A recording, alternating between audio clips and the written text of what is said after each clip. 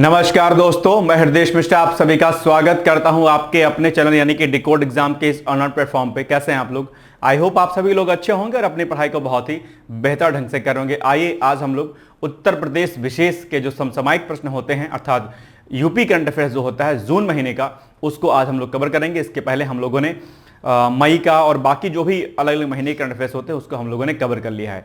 तो ये क्लास आपके लिए जो भी आपकी आगामी परीक्षाएं होती हैं, चाहे भी आपकी लोअर की परीक्षा होने वाली है, हाई कोर्ट की परीक्षा होने वाली है, आरओ की परीक्षा, पीसीएस की परीक्षा या बाकी जो आप अनदर एग्जाम्स देते हैं वनडे एग्जाम वगैरह के, खास करके यूपी के, उनमें उत्तर प्रदेश विशेष के प्रश्न आपके लिए बहुत महत्वपूर्ण होते हैं।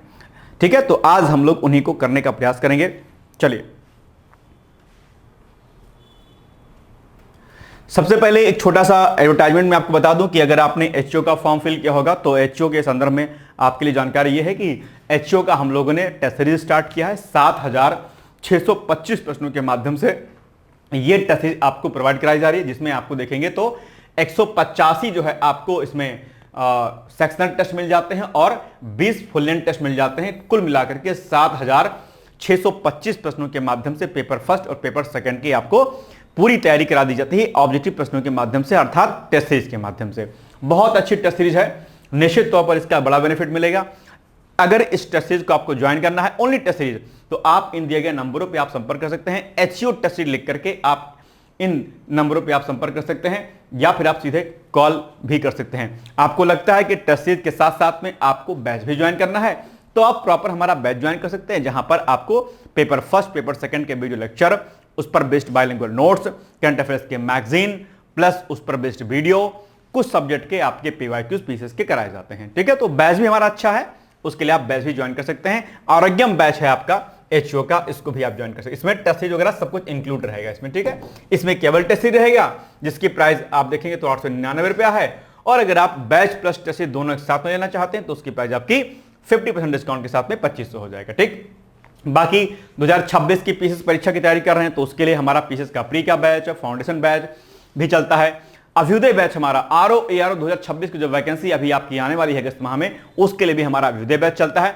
बहुत ही सुंदर, बहुत ही प्यारा बैच है, जिसमें से आप लोग देखते होंगे लगातार डिकोड एग्जाम इसमें सिलेक्शन देता है। आप इस बैच को भी ज्वाइन कर सकते हैं। इसकी जानकारी भी आप अभ्युदय बैच लिख करके या आरओ 2026 लिख करके आप व्हाट्सएप या कॉल क्लिक कर सकते हैं। इसके अलावा संकल्प बैच बीओ का चलता है, आप जानते होंगे बीओ की वैकेंसी आने ही वाली है। खंड शिक्षा अधिकारी के नाम से हम इसको जानते हैं। बीएड और अगर स्नातक आप होंगे तो आप इस फॉर्म को अप्लाई कर सकते हैं। बाकी पीसीएस का फाउंडेशन बैच चल रहा है, पीसीएस का प्री का बैच चल रहा है, इलाहाबाद हाई कोर्ट का टेस्ट सीरीज और ये सब चीजें चल रही हैं।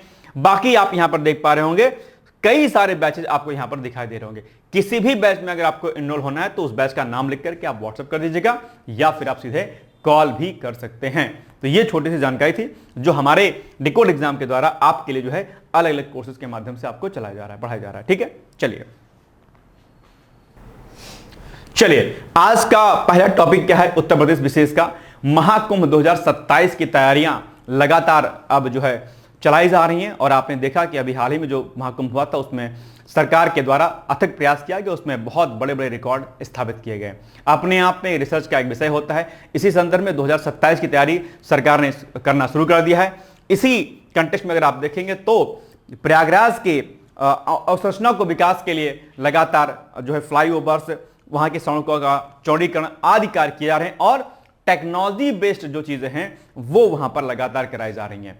यानी कि अगर आप देखेंगे तो एआई का बड़े स्तर पर प्रयोग किया जाएगा। इसके अलावा अगर आप देखेंगे तो एक अस्थायी टेंट जो है सिटी बनाई जाएगी, जहां पर करोड़ों जो श्रद्धालु होते हैं उनके लिए वहां पर प्रॉपर तरीके से निर्बाध बिजली, पेयजल, ठीक है। और खास बात यह है कि इस पूरे टेंट सिटी में अगर आप देखेंगे खास बात तो यहां पर विशेष रूप से शून्य तरल निर्वहन अर्थात zero liquid discharge technology based उन्नत सीवेज प्रबंधन प्रणाली जो है यहां पर स्थापित की जा रही है। यह अपने आप में पर्यावरणीय दृष्टिकोण से इस टेंट सिटी की खास बात होगी अपने आप में, और संगम क्षेत्र के विकास के लिए सरकार लगातार काम इस पे कर रही है। बाकी भीड़ प्रबंधन आप जानते होंगे महाकुंभ का एक बड़ा मुद्दा रहता है। सरकार भीड़ प्रबंधन के लिए पहली बार आर्टिफिशियल इंटेलिजेंस से लैस सीसीटीवी कैमरे और ड्रोन जो टेक्नोलॉजी है, क्योंकि आजकल ड्रोन का बड़े स्तर पर प्रयोग हो रहा है तो ड्रोन का इस्तेमाल किया जाएगा। ड्रोन के इस्तेमाल की अगर मैं बात आपसे करता हूं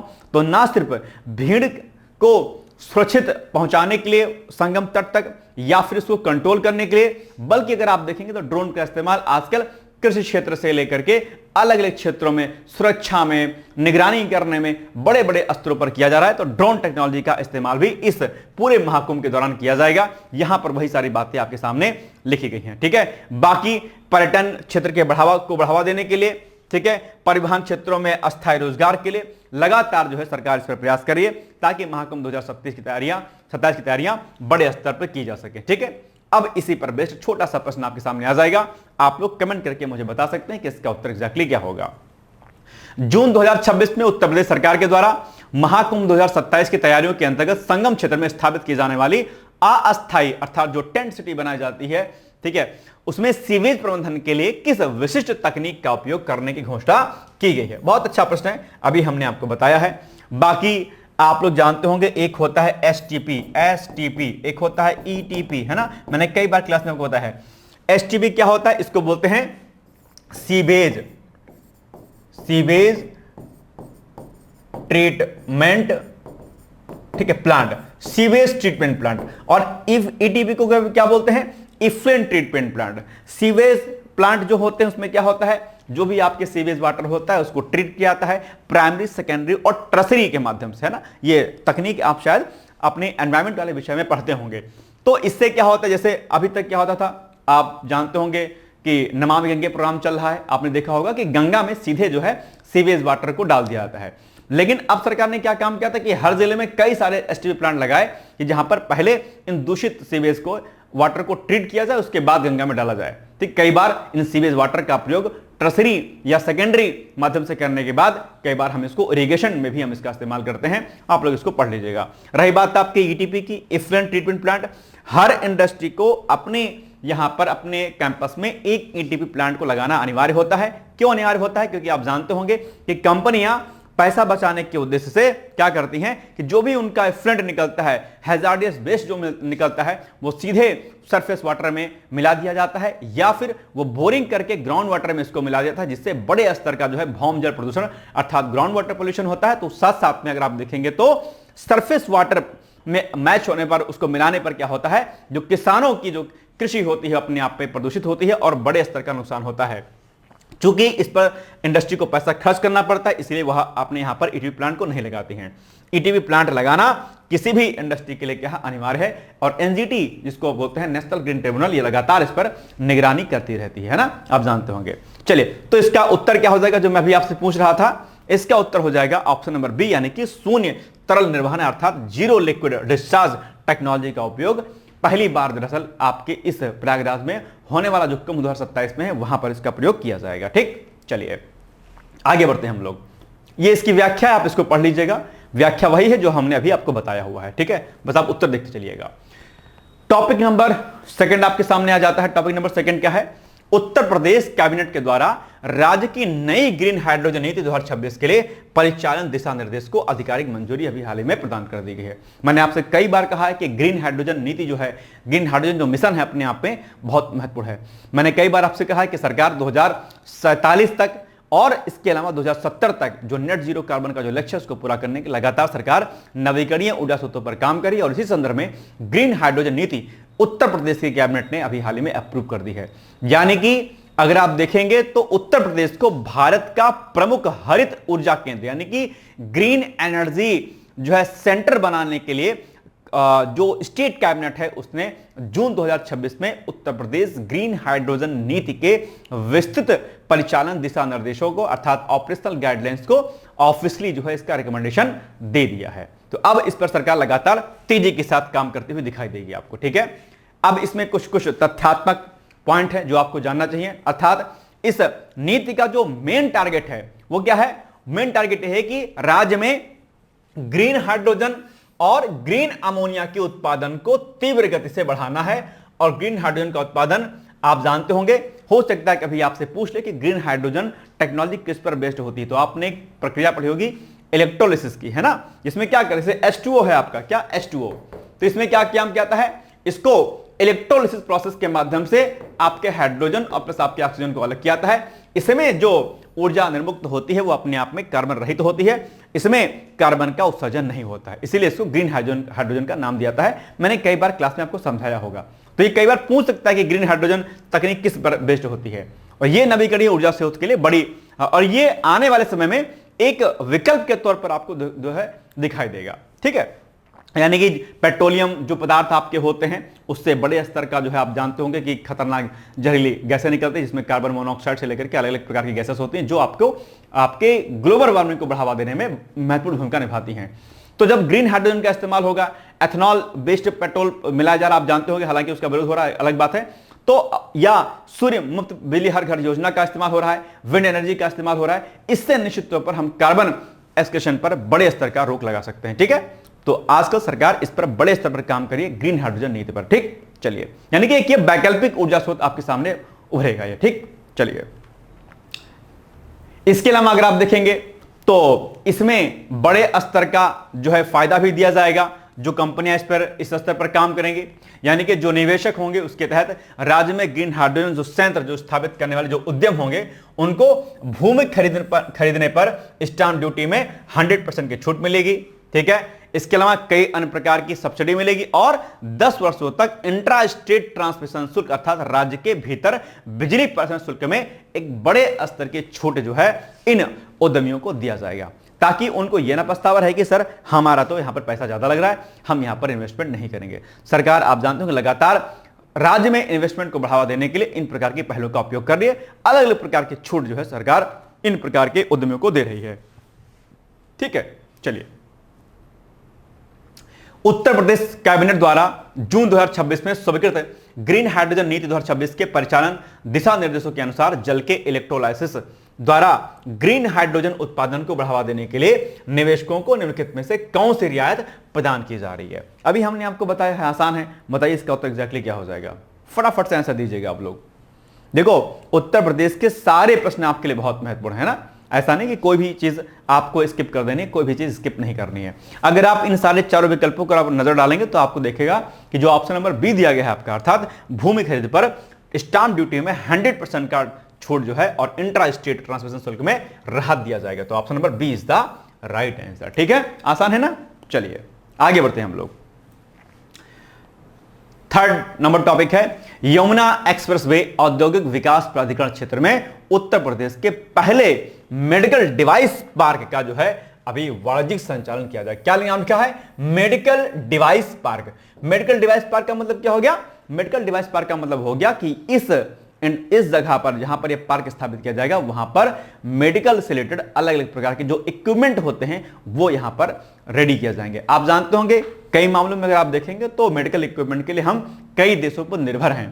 तो ये जो निर्भरता है जो हम आयात करते हैं बड़े लेवल पर, जहां से हमारी जो है पैसा हमारा खर्च होता है वो अब बचेगा और हम इस क्षेत्र में आत्मनिर्भर हो पाएंगे। आप जानते होंगे कि भारत की जो चिकित्सा व्यवस्था है उसमें इन मेडिकल इक्विपमेंट के लिए हम विशेष करके चीन और जो यूरोपियन कंट्री होती हैं वहां पर उन पर हम क्या होते हैं जो है उन पर हम निर्भर रहते हैं। तो जब इस पार्क के माध्यम से हमारे यहां इक्विपमेंट बनेंगे तो हमारी जो निर्भरता है चीन और अन्य यूरोपीय कंट्री पर वो कम होगी और हम आगे बढ़ पाएंगे अपने आप पे। तो ये एक बड़ी जो है ऐतिहासिक कदम सरकार ने भी हाल ही में उठाया है और यह दरअसल जून 2026 में गौतम बुद्ध नगर के यमुना एक्सप्रेसवे औद्योगिक विकास प्राधिकरण अर्थात जिसको ईडा के नाम से भी जानते हैं क्षेत्र में उत्तर प्रदेश के पहले मेडिकल डिवाइस पार्क का वाणिज्यिक संचालन अभी आरंभ हो गया है। तो ये बड़ी इंटरेस्टिंग चीज है जो आपको समझनी है यहां पर, ठीक है। और यह भी जानते होंगे अपने आप पे कि ये जो नोएडा इंटरनेशनल एयरपोर्ट है आपका उसके पास में है।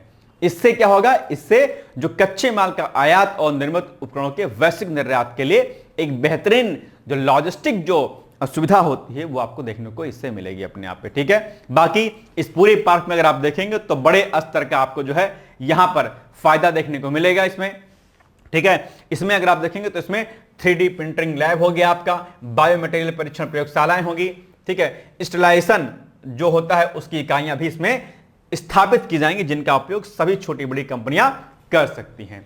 तो ये आप देखेंगे बड़ी स्तर की सुविधाएं इसमें देखने को मिलेंगी अपने आप में, ठीक है। चलिए आगे बढ़ते हैं। इसमें जो उत्पादित जो उपकरण होंगे उसमें खास करके आपका पेसमेकर, आप जानते हो कि पेसमेकर क्या होता है, वेंटिलेटर, अपने आप पे महंगे वेंटिलेटर बड़े महंगे महंगे आते हैं, एक्सरे मशीन हो गई आपके, एक्सरे मशीन के पुर्जे हो गए, सर्जिकल उपकरण हो गए आपके, और अन्य जो है आर्थोपैडिक इम्प्लांट्स जो है का निर्माण यहां पर किया जाएगा।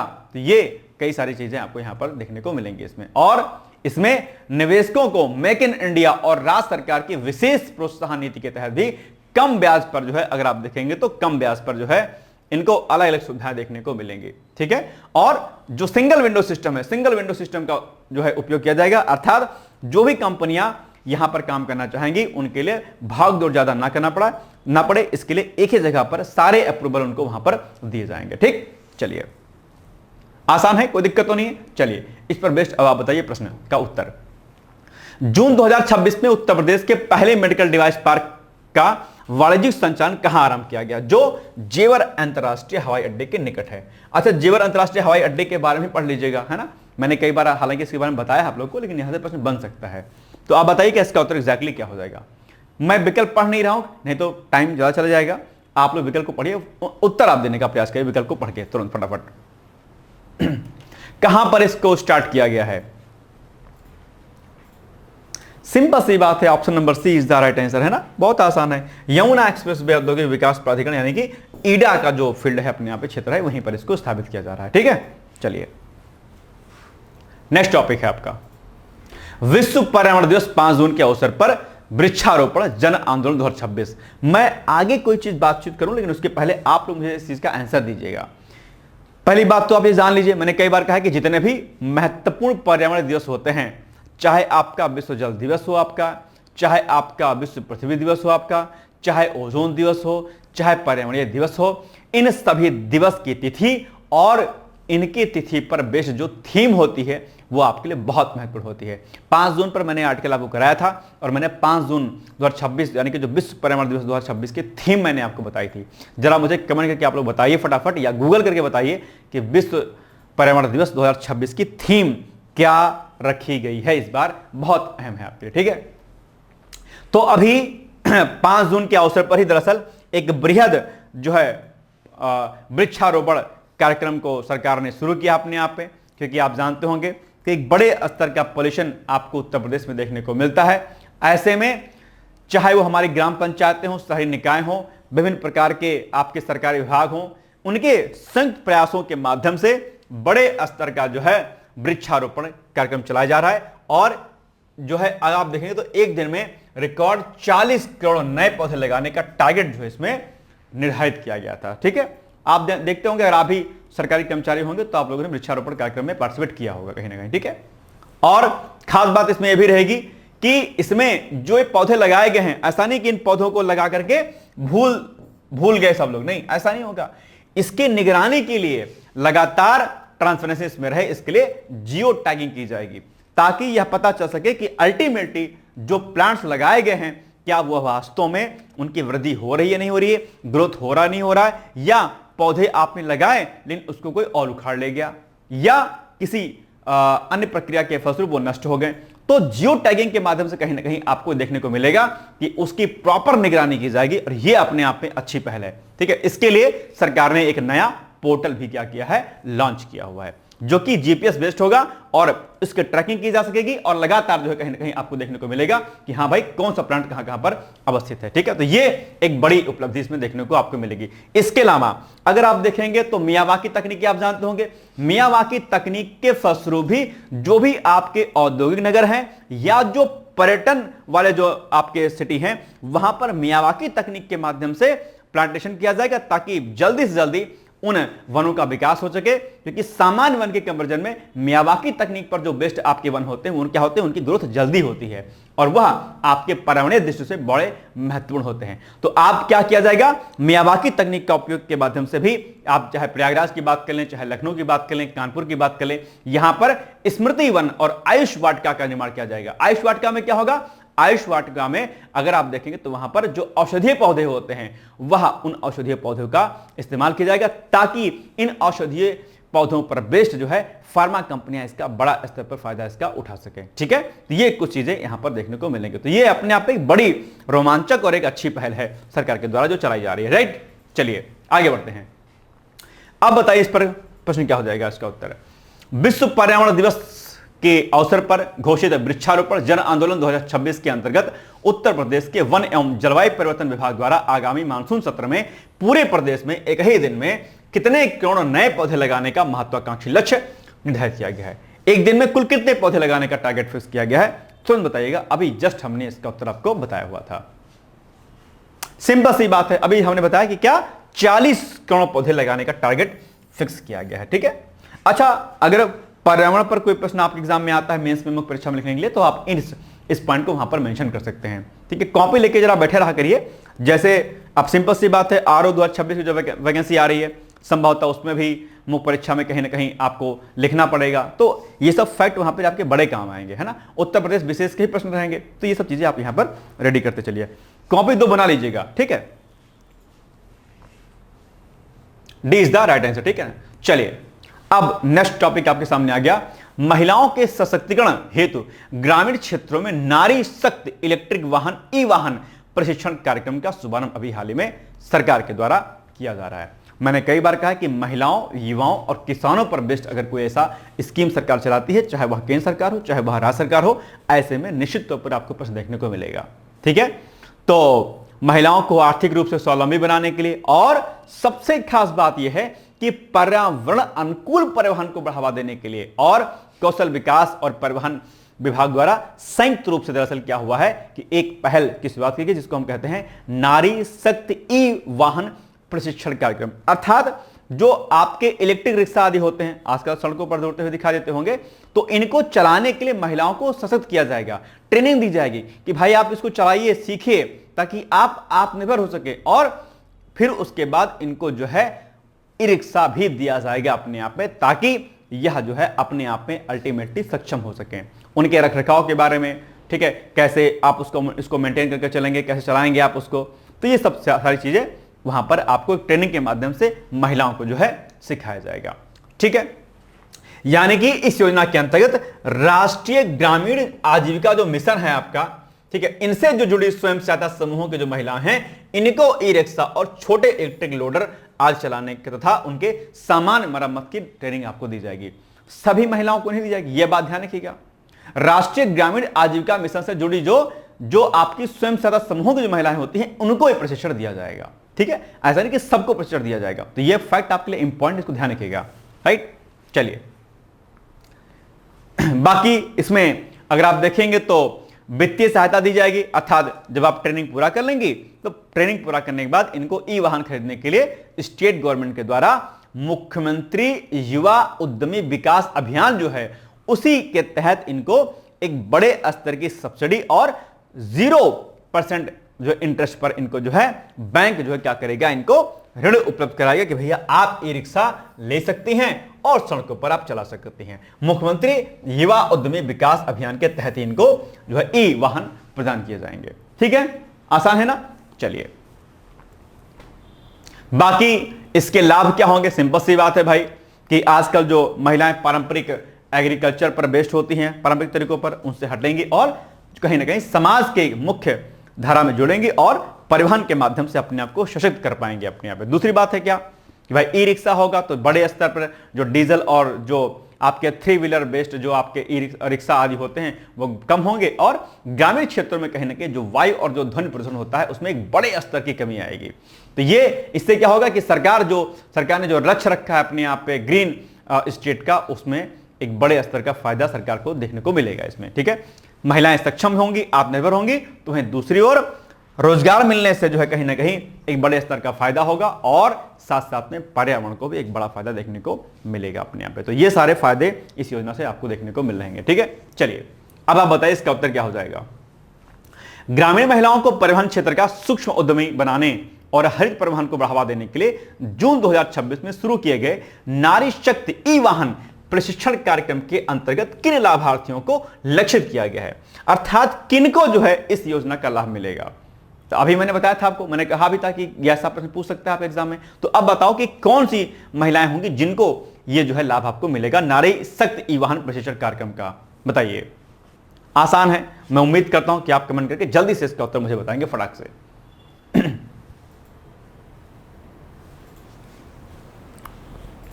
सिंपल सी बात है, जो ऑप्शन नंबर सी दिया गया है, राष्ट्रीय ग्रामीण आजीविका जो मिशन है ना, इससे जुड़िए। अच्छा, अगर राष्ट्रीय ग्रामीण आजीविका मिशन होता क्या है भाई साहब, मैंने इसको भी कई बार क्लास में बताया है। देखो, मैं अक्सर एक बात कहता हूं कि क्लास जो मॉर्निंग वाली जो मेरी आती है ना 9 बजे वाली, उसको आप कम से कम 15 दिन आप देखिए लगातार, और 15 दिन के बाद आप अपनी एनालिसिस कीजिए कि आपको कितने बड़े स्तर का फायदा मिला है। जो जो बात उस क्लास में आपसे कहता हूं कि ये आपका टास्क है, तो आपको रेडी करना है, ये योजना पढ़ लीजिएगा, ये थ्योरी तैयार कर लीजिएगा, ये पॉइंट्स नोट कर लीजिएगा। अगर आप 15 दिन उतना कर लेते हैं, ऑटोमेटिक आपकी जो प्रोडक्टिविटी होगी ना स्टडी की, वो बढ़ जाएगी। लेकिन वो करेंगे तब ना होगा, नहीं करेंगे तो फिर कैसे काम चलेगा। तो राष्ट्रीय ग्रामीण आजीविका मिशन अपने आप पे एक महत्वपूर्ण पहल है, इसको आप लोग कर लीजिएगा, ठीक है। इसमें ग्रामीण महिलाओं को आजीविका आदि के लिए लगातार जो है प्रयास इसके लिए किया जाता है। चलिए, सी इज द राइट आंसर। नाम ही इसका क्या है, नाम ही इसका है जो है राष्ट्रीय ग्रामीण आजीविका मिशन। ग्रामीण क्षेत्र की जो महिलाएं आदि होती हैं, उनको उनकी आजीविका के लिए सरकार लगातार काम करती रहती है। चलिए, तो C is the right answer. Next है पीएम स्वनिधि योजना के अंतर्गत ऋण वितरण में उत्तर प्रदेश का प्रथम स्थान। प्रधानमंत्री स्वनिधि योजना आप जानते ही होंगे, और इस स्वनिधि योजना जो चलाई थी प्रधानमंत्री ने, उसमें उत्तर प्रदेश ने देश में जो है पहला स्थान हासिल कर लिया है। अब आप कहेंगे सर, ये जो पीएम स्वनिधि योजना होती है वो क्या होती है? तो मैंने तो कई बार क्लास में बताया है, लेकिन आपको अगर हल्का फुल्का याद होगा तो आप जानते होंगे, जो सिटी में जो ये रेहड़ी पटरी वाले जो लोग होते हैं, जो जिसको हम स्ट्रीट वेंडर्स कहते हैं, जहां पर आप डेली शाम को गोलगप्पे टिक्कियां खाते हैं या चाय पीते हैं, तो जो बेचारे ये लोग होते हैं, जो जिनको हम एक तरीके से अनौपचारिक संगठन में कार्यरत लोग बोलते हैं, जिनके पास कोई खास जो है कोई इनको पीएफ का फायदा, या कोई इनको ग्रेच्युटी का फायदा, या कोई इनको कोई बड़ा फायदा देखने को नहीं मिलता है, ऐसे स्ट्रीट वेंडर्स को उनको आर्थिक मंदी से बचाने के लिए सरकार ने पीएम स्वनिधि योजना की शुरुआत की थी। इसमें सरकार लगातार ऐसे लोगों को 10,000, 20,000, 50,000 रुपए की एक मुफ्त राशि उनको देती है अपने आप में, और जिससे कि वह क्या हो सके, अपने आप पे आत्मनिर्भर हो सके। और इसी संदर्भ में उत्तर प्रदेश ने इस योजना के अंतर्गत प्रथम स्थान प्राप्त किया है। याद रहेगा पॉइंट, ये आपके लिए महत्वपूर्ण है। लेकिन आपके लिए प्रश्न है जिसका उत्तर आपको देना है। मैंने पीएम स्वनिधि योजना के बारे में आपको बता दिया है, लेकिन अब आप मुझे बताओ कि ये जो पीएम स्वनिधि योजना है, दरअसल इसकी शुरुआत जो है किस वर्ष की गई थी? आप कमेंट करके मुझे बताइएगा, मुझे आपके उत्तर का इंतजार रहेगा। ठीक है, बड़ा अच्छा प्रश्न है, और ऐसे प्रश्न आप एग्जाम में आते हैं।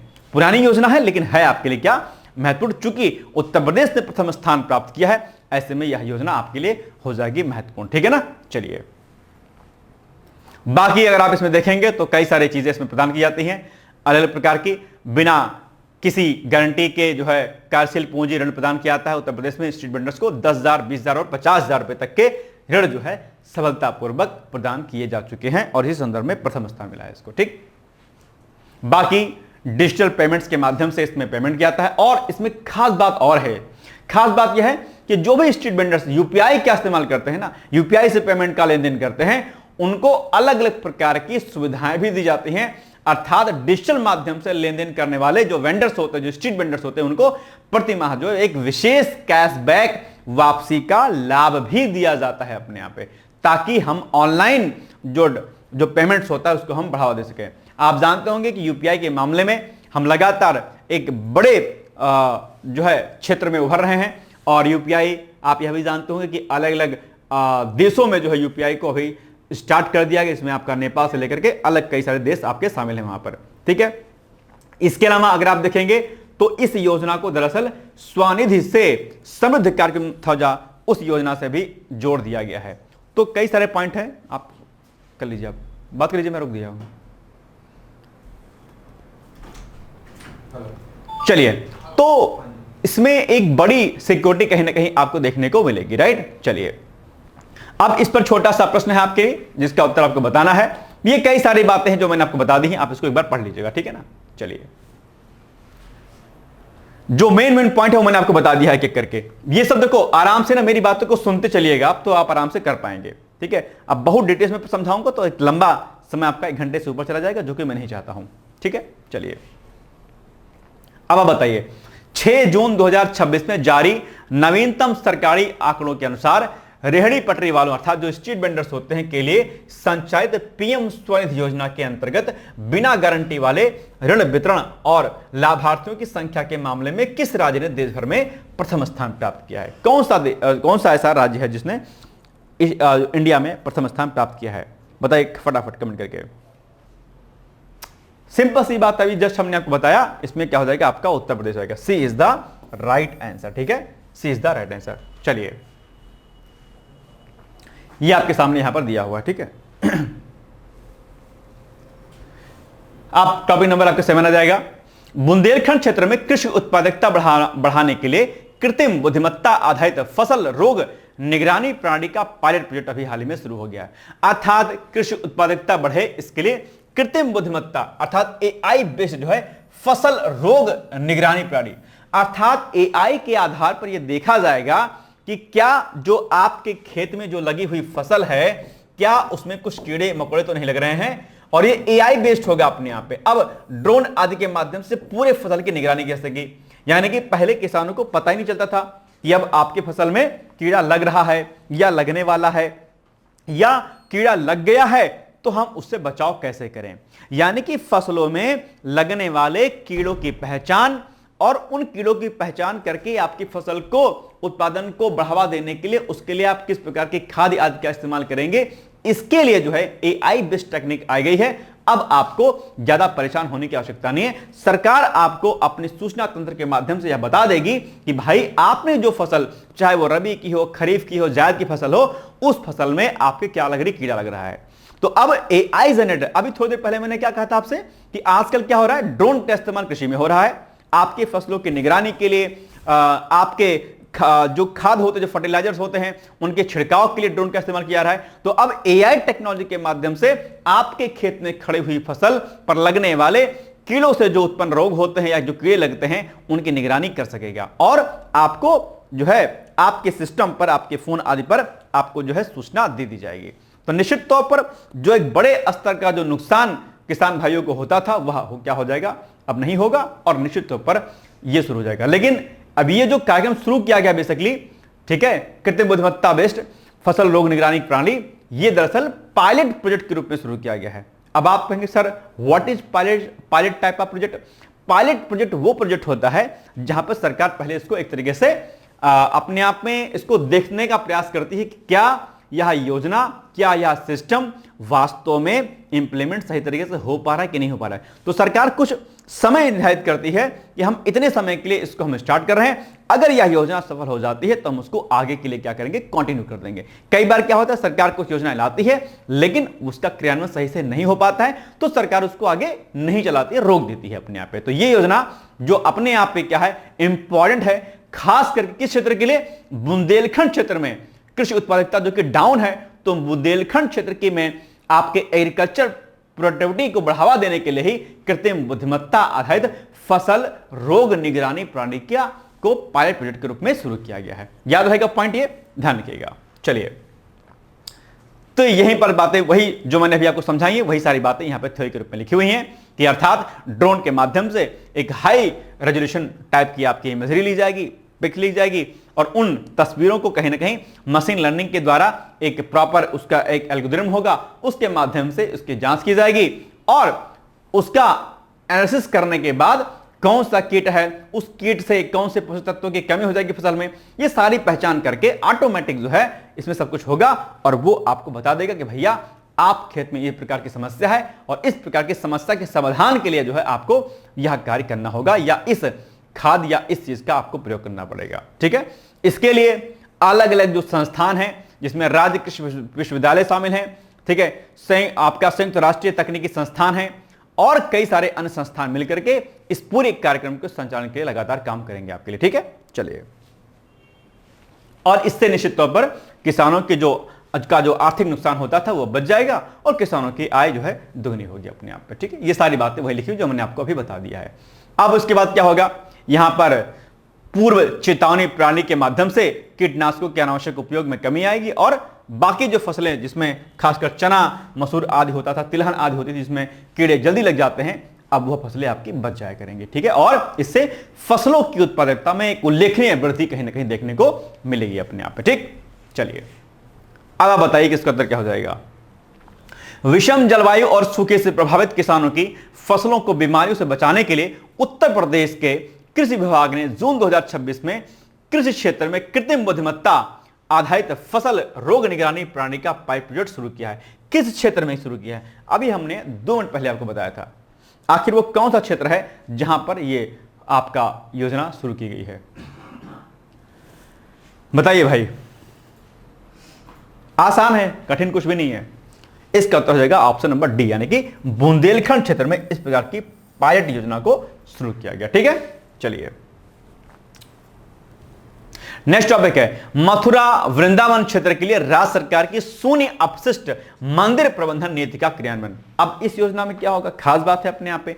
आप जानते होंगे कि मथुरा में, आपके हरिद्वार में, अयोध्या में, यानी कि जो भी आपके प्रमुख जो पर्यटक स्थल हैं या धार्मिक पर्यटक जो स्थल हैं, वहां पर बड़े स्तर पर लोग मंदिर जाते हैं और मंदिरों में अक्सर आपने देखा होगा कि वहां पर लोग फूलों का चढ़ावा चढ़ाते हैं, अपने फूल चढ़ाते हैं, मंदिर की सफाई होती है, वो पानी वहां से निकलता है, लोग प्लास्टिक जो है बहुत डालते हैं। तो ऐसे में बड़े स्तर का प्रदूषण होता है, चाहे वो अपने आप में जल प्रदूषण की बात हो, चाहे पानी का वेस्टेज हो, अपने आप में फूलों के माध्यम से कहीं ना कहीं गंदगी हो, अपने आप में बड़े स्तर का एक नुकसान देखने को मिलता है। सरकार ने अब क्या तय किया है, सरकार ने मथुरा वृंदावन क्षेत्र के लिए शून्य अपशिष्ट अर्थात जीरो वेस्ट मंदिर प्रबंधन नीति का क्रियान्वयन करना शुरू कर दिया है। इसमें क्या होगा, जो मंदिरों में जो आप फ्लावर्स डालते हैं, फूल डालते हैं, फूल है ना, आप लोग भी एक खास बात नहीं जानते होंगे जो मैं आपको बता दूं।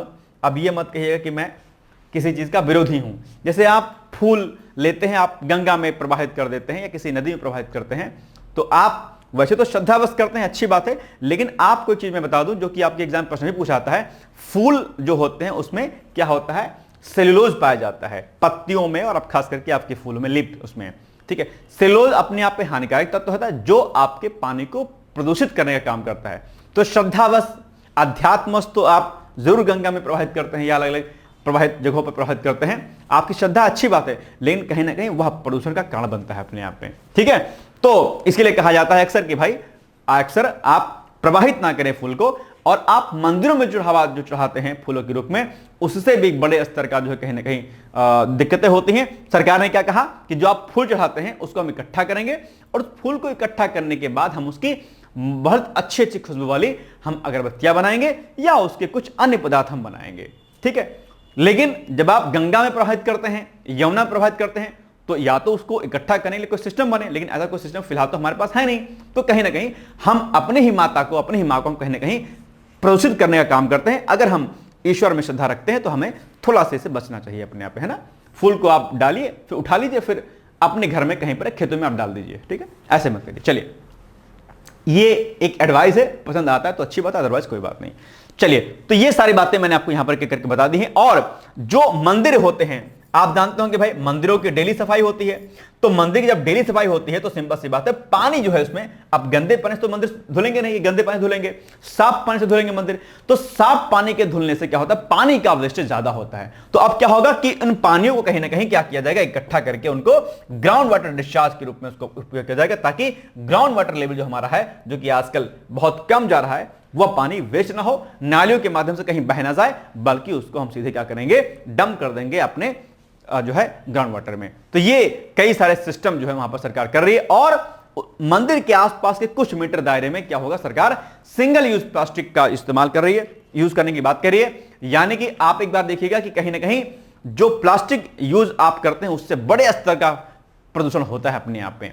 मैंने कई बार आपसे कहा है कि जो पॉलिथीन्स होती हैं उनको आप जला दीजिए, दबा दीजिए, कुछ भी कर लीजिए, उनकी लाइफ कई लाख वर्ष होती है। आप जला देंगे तो पोल्यूशन क्रिएट करेगा बड़े स्तर का, दबा देंगे तो आपका ग्राउंड वाटर आपका डिस्टर्ब होगा और वहां पर कोई फसल नहीं होगी अपने आप में। उसका एक हानिकारक तत्व जो है फसलों आपकी मिट्टी में मिलने से आपकी मिट्टी की जो उत्पादक क्षमता होती है कम हो जाती है। तो बड़े स्तर का नुकसान पॉलिथीन से, प्लास्टिक से होता है। तो सरकार ने इन प्रकार के प्लास्टिक के लिए जो है बैन लगा दिया कि भैया अब आप इस पर्टिकुलर एरिया में आप इन प्रकार के प्लास्टिक आदि का इस्तेमाल नहीं कर पाएंगे अपने आप पे। ठीक है, तो ये सारी बातें आपको यहां पर एक एक करके बताई गई हैं। यानी कि मंदिर के आसपास जो भी कूड़ा करकट होगा, जो आपके फूल पत्ती होंगी, उनको सबको इकट्ठा करके उससे धूप बत्ती, अगरबत्ती, गुलाल आदि जो है बनाया जा सकेगा। तो ये बड़े स्तर का जो है रिसाइकलिंग प्रोसेस चलेगा अपने आप में। ये सारी बातें यहां पर मेंशन की गई जो मैंने आपको अभी बताई हैं। ठीक, बाकी प्लास्टिक पर पूर्ण प्रतिबंध जो है लगा दिया गया है, अर्थात मंदिर परिसर और उसके आसपास के 50 मीटर के दायरे में सिंगल यूज प्लास्टिक अर्थात एकल उपयोग वाले प्लास्टिक की थैलियों और पानी की बोतलों के उपयोग पर पूर्णतः प्रतिबंध लगा दिया गया है। अब आप प्रसाद भी जो वितरित करेंगे वह प्रसाद कहीं ना कहीं पत्तलों में होगा, जो आपके पत्तों से बने हुए होते हैं, या फिर कहीं ना कहीं कपड़े के थैले आदि होंगे, उनके माध्यम से आपको प्रसाद आदि दिया जाएगा,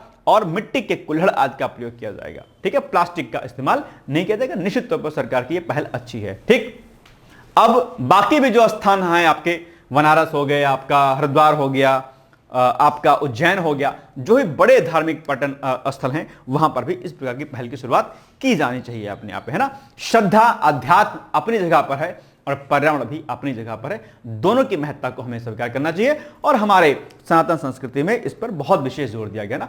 पर्यावरणीय सुरक्षा हमारे यहाँ पर बहुत महत्वपूर्ण स्थान दिया गया है। यह हमारे वेदों में भी है, और हमारे जो अन्य वैदिक पुराण के साथ, वैदिक जो परंपरा उनके साथ साथ में पुराणों आदि में भी इसकी व्याख्या की गई है। चलिए, बाकी अगर आप देखेंगे तो जो मंदिरों से जो निकलने वाले, जो मंदिरों के आसपास जो गौशालाएं होती हैं, उनसे निकलने वाले जो गोबर होता है, उनको भी कहीं ना कहीं हम क्या करेंगे, कंपोस्टिंग मशीनों के माध्यम से ऑर्गेनिक कंपोस्ट बनाने का प्रयास करेंगे, जिससे किसानों को कम दर पर, रियायती दाम पर जो है उनको खाद उपलब्ध कराई जाएगी। तो यह भी एक बड़ा फायदा देखने को मिलेगा अपने आप। यानी कि ओवरऑल सब कुछ जो है पर्यावरण के अनुकूल ही किया जाएगा। ठीक है, चलिए, ये सारी बातें हम लोग आपको बता ही दी हैं जो यहां पर लिखी हुई हैं एक एक करके। ठीक है, चलिए, अब आप बताइए कि धार्मिक पर्यटन स्थलों पर पर्यावरणीय स्थिरता सुनिश्चित करने के लिए उत्तर प्रदेश सरकार द्वारा जून 2026 में किस क्षेत्र के प्रमुख मंदिरों में शून्य अपशिष्ट मंदिर प्रबंधन नीति को कठोरता से लागू किया गया? कौन सा ऐसा क्षेत्र है, बताइए आप लोग। आसान है, कुछ कठिन नहीं है जो आप ना बता पाए। जल्दी से बताइएगा आप लोग, इसका उत्तर क्या हो जाएगा। सिंपल सी बात है, option number B is the right answer. Mathura Vrindavan क्षेत्र है जो आपका। ठीक, चलिए, नेक्स्ट है, तराई क्षेत्र में वन्यजीवों के संरक्षण हेतु उत्तर प्रदेश के कैबिनेट के द्वारा एक नए वन्यजीव अभयारण्य के गठन को मंजूरी दी दी गई है अपने आप पे। वन्यजीव अभयारण्य क्या होते हैं, कहां कहां पर हैं, क्या क्या हैं, ये सब मैंने आपको कई बार बताया हुआ है। और वर्तमान में कुल कितने नेशनल पार्क हैं, कुल कितने वन्यजीव अभयारण्य हैं आपके, कुल कितने बर्ड सेंचुरीज हैं, ये सब आपके एग्जाम में बार बार पूछे जाते हैं, आपको इसको याद रखना है। ठीक है, तो भारत नेपाल सीमा जो आपकी है, वहीं पर जो अगर आप देखेंगे तो हाथियों के प्राकृतिक आवास को सेव करने के लिए उत्तर प्रदेश की कैबिनेट ने जून 2026 में एक नए वाइल्ड लाइफ सेंचुरी के निर्माण के गठन को ऑफिशियली जो है रिकमेंडेशन अर्थात स्वीकृति प्रदान कर दी है। अब आप कहेंगे सर ये जो नया आपका वन्यजीव अभयारण्य होगा वो कहां पर होगा, तो जो आप पीलीभीत टाइगर रिजर्व जानते हैं, पीलीभीत टाइगर रिजर्व, ठीक है,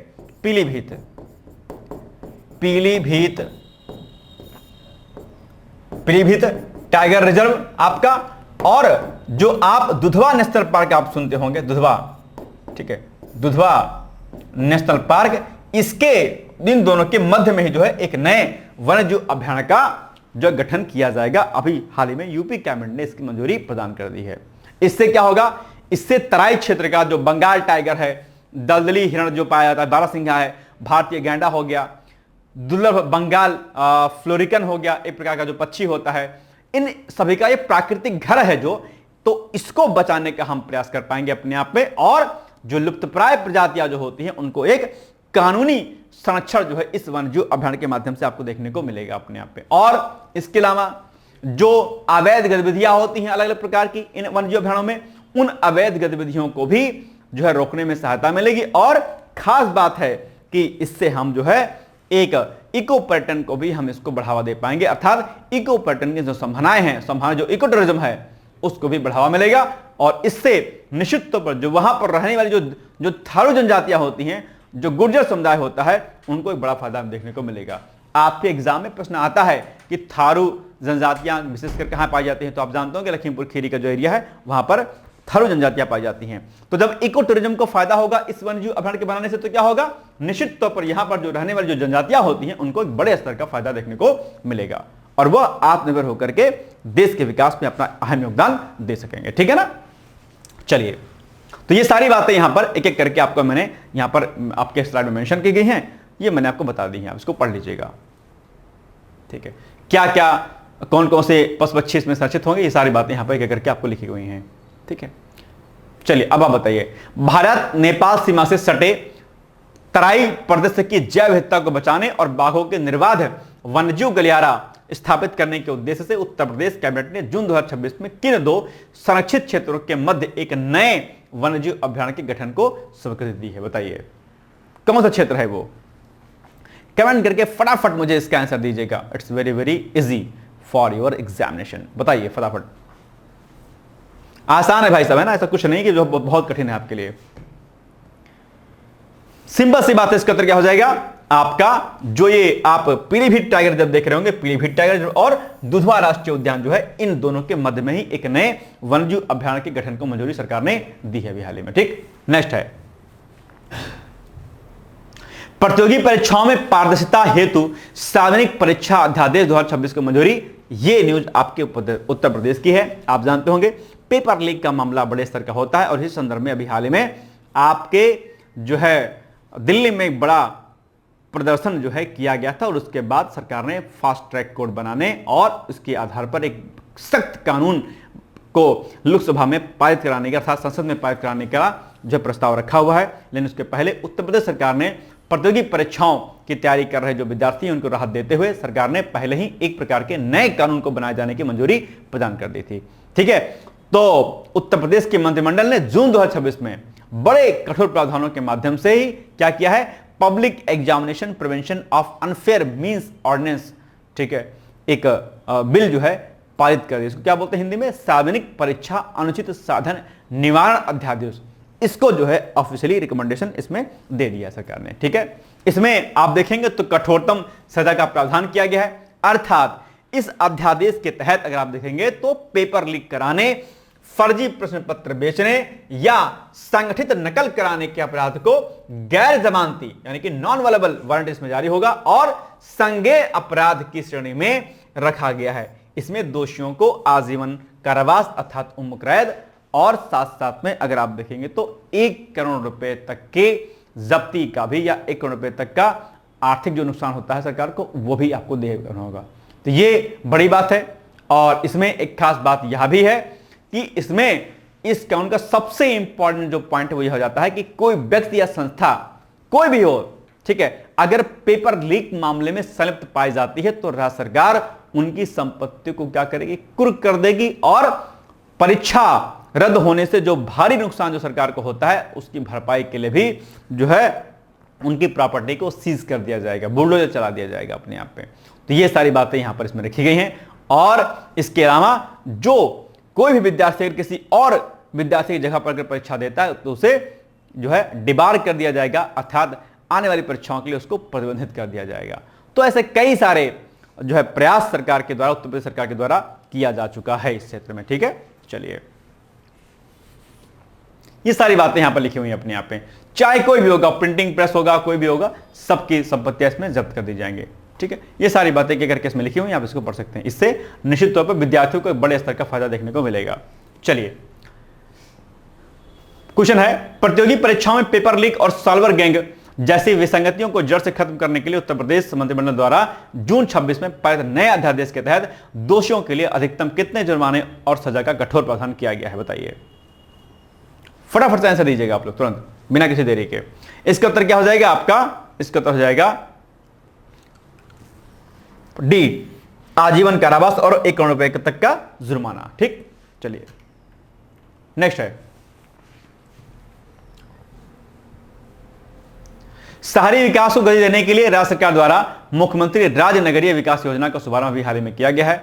यानी कि जैसे जो भी आपके बड़े नगर महानगर होते हैं उन बड़े महानगरों में आप देखते हो कि आबादी लगातार बढ़ रही है। इस बढ़ती हुई आबादी के दबाव को कम करने और छोटे शहर के विकास के लिए जो है सरकार ने उनको मुख्य धारा में लाने के लिए यहां पर सड़कों के निर्माण के लिए और उनके विकास के लिए लगातार सरकार काम कर रही है। अर्थात इस योजना के तहत राज्य के सभी जिला मुख्यालयों और नगर पालिकाओं को इसमें लक्षित किया गया है, जो स्मार्ट सिटी मिशन या अमृत योजना में शामिल नहीं किए गए हैं। इन छोटे शहरों में, चाहे वो टियर 2 के शहर हों, चाहे आपके टियर 3 के शहर हों, इनमें विश्व स्तरीय बुनियादी ढांचे के विकास के लिए सरकार लगातार काम इसमें कर रही है। चाहे भूमिगत पार्किंग की बात हो, आधुनिक सड़कों की बात हो, अंडरग्राउंड आपके बिजली के तारों को बिछाने की बात हो, प्रॉपर ड्रेनेज सिस्टम की बात हो, सभी काम जो है इन छोटे शहरों में किया जाएगा, जिससे कि ये शहर विकास की मुख्य धारा में आ सके अपने आप पे। ठीक है, तो ये सारी चीजें इसमें कराई गई हैं। ये देखो सारी बातें वही लिखी जो हमने आपको भी बता दिया है। छोटे शहर भी बहुत दिक्कतों का सामना करना पड़ता है। जैसे मैं अपनी बहराइच की बात करता हूं, तो वहां पे आप देखेंगे कि सड़कों के चौड़ीकरण से बहुत भारी स्तर का जाम लगता है। जो एम्बुलेंस होती हैं, स्कूली बच्चे होते हैं, ऑफिस जाने जो लोग होते हैं, वो लगातार हर दिन फंस जाते हैं बेचारे, है ना। और प्रदूषण भी बड़े स्तर का होता है। तो अब सरकार वहां पे क्या काम कर रही है, जो शहर के अंदर की सड़कें हैं सरकार उनको चौड़ा कर रही है और बाईपास बना रही है और कई सारी सुविधाएं कर रही हैं। तो अब ऐसे ही अलग अलग प्रकार के जो छोटे शहर हैं वहां पर सरकार लगातार उनके विकास के लिए लगातार सरकार काम कर रही है। और सॉलिड वेस्ट मैनेजमेंट के लिए भी जो है सरकार वहां पर काम करेगी, क्योंकि छोटे शहरों में ड्रेनेज सिस्टम अपने आप में और कहीं ना कहीं जो सीवेज सिस्टम होता है उसको सही तरीके से नहीं किया गया है। तो अब सरकार उस पर भी लगातार काम कर रही है। ठीक है, चलिए ये सारी बातें यहां पर लिखी हुई करके चलिए। उत्तर प्रदेश नगर विकास विभाग द्वारा बड़े महानगरों पर आबादी का दबाव कम करने और टियर 2 और टियर 3 शहरों में विश्व स्तरीय बुनियादी ढांचा विकसित करने के लिए जून 2026 में किस नई योजना का शुभारंभ किया गया। भाई छोटे शहरों में अगर वर्ल्ड क्लास की अगर फैसिलिटीज मिलती है तो लोग बड़े शहर की तरफ क्यों भागेंगे, नहीं भागेंगे, क्योंकि बड़े शहरों पर दबाव बहुत बढ़ रहा है। आपका लखनऊ हो गया, कानपुर हो गया आपका, ठीक है, आपके बरेली हो गए, दिल्ली हो गए, यहां पे लोग बार बार जा रहे हैं, खूब जा रहे हैं, माइग्रेट कर रहे हैं। तो सरकार चाहती यह है कि इन बड़े शहरों पर अब और दबाव ना बढ़े। इसके लिए जो छोटे शहर है ना, वहां पर अगर हम वर्ल्ड क्लास की अगर हम फैसिलिटीज दे दें तो निश्चित तौर पर ये जो माइग्रेट हो रहे हैं जो लोग हैं वो नहीं जाएंगे अपने आप में। ठीक है, तो सरकार इसी के लिए इसमें काम लगातार कर रही है। चलिए इसका उत्तर क्या हो जाएगा भाई, बताइए आप लोग फटाफट,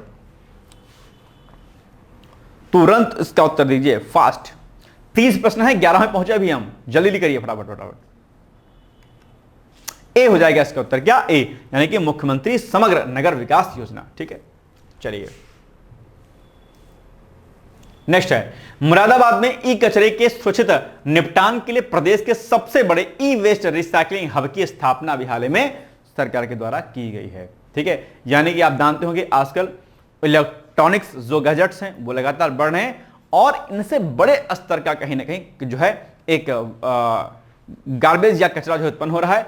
तो इन इलेक्ट्रॉनिक कचरे के सुरक्षित निपटान और पर्यावरण संरक्षण के लिए उत्तर प्रदेश नियंत्रण बोर्ड, ठीक है, यानी कि Uttar Pradesh pollution control board है, इनके सहयोग से मुरादाबाद में राज्य के सबसे बड़े अत्याधुनिक ई वेस्ट रिसाइकलिंग हब की स्थापना जो है आपके मुरादाबाद शहर में की जा रही है। यानी कि उत्तर प्रदेश पोल्यूशन कंट्रोल जो बोर्ड है उसके माध्यम से, ताकि ई वेस्ट जो हमारा है उसको हम क्या कर सके, सही तरीके से उसका हम निस्तारण कर पाए अपने आप पे।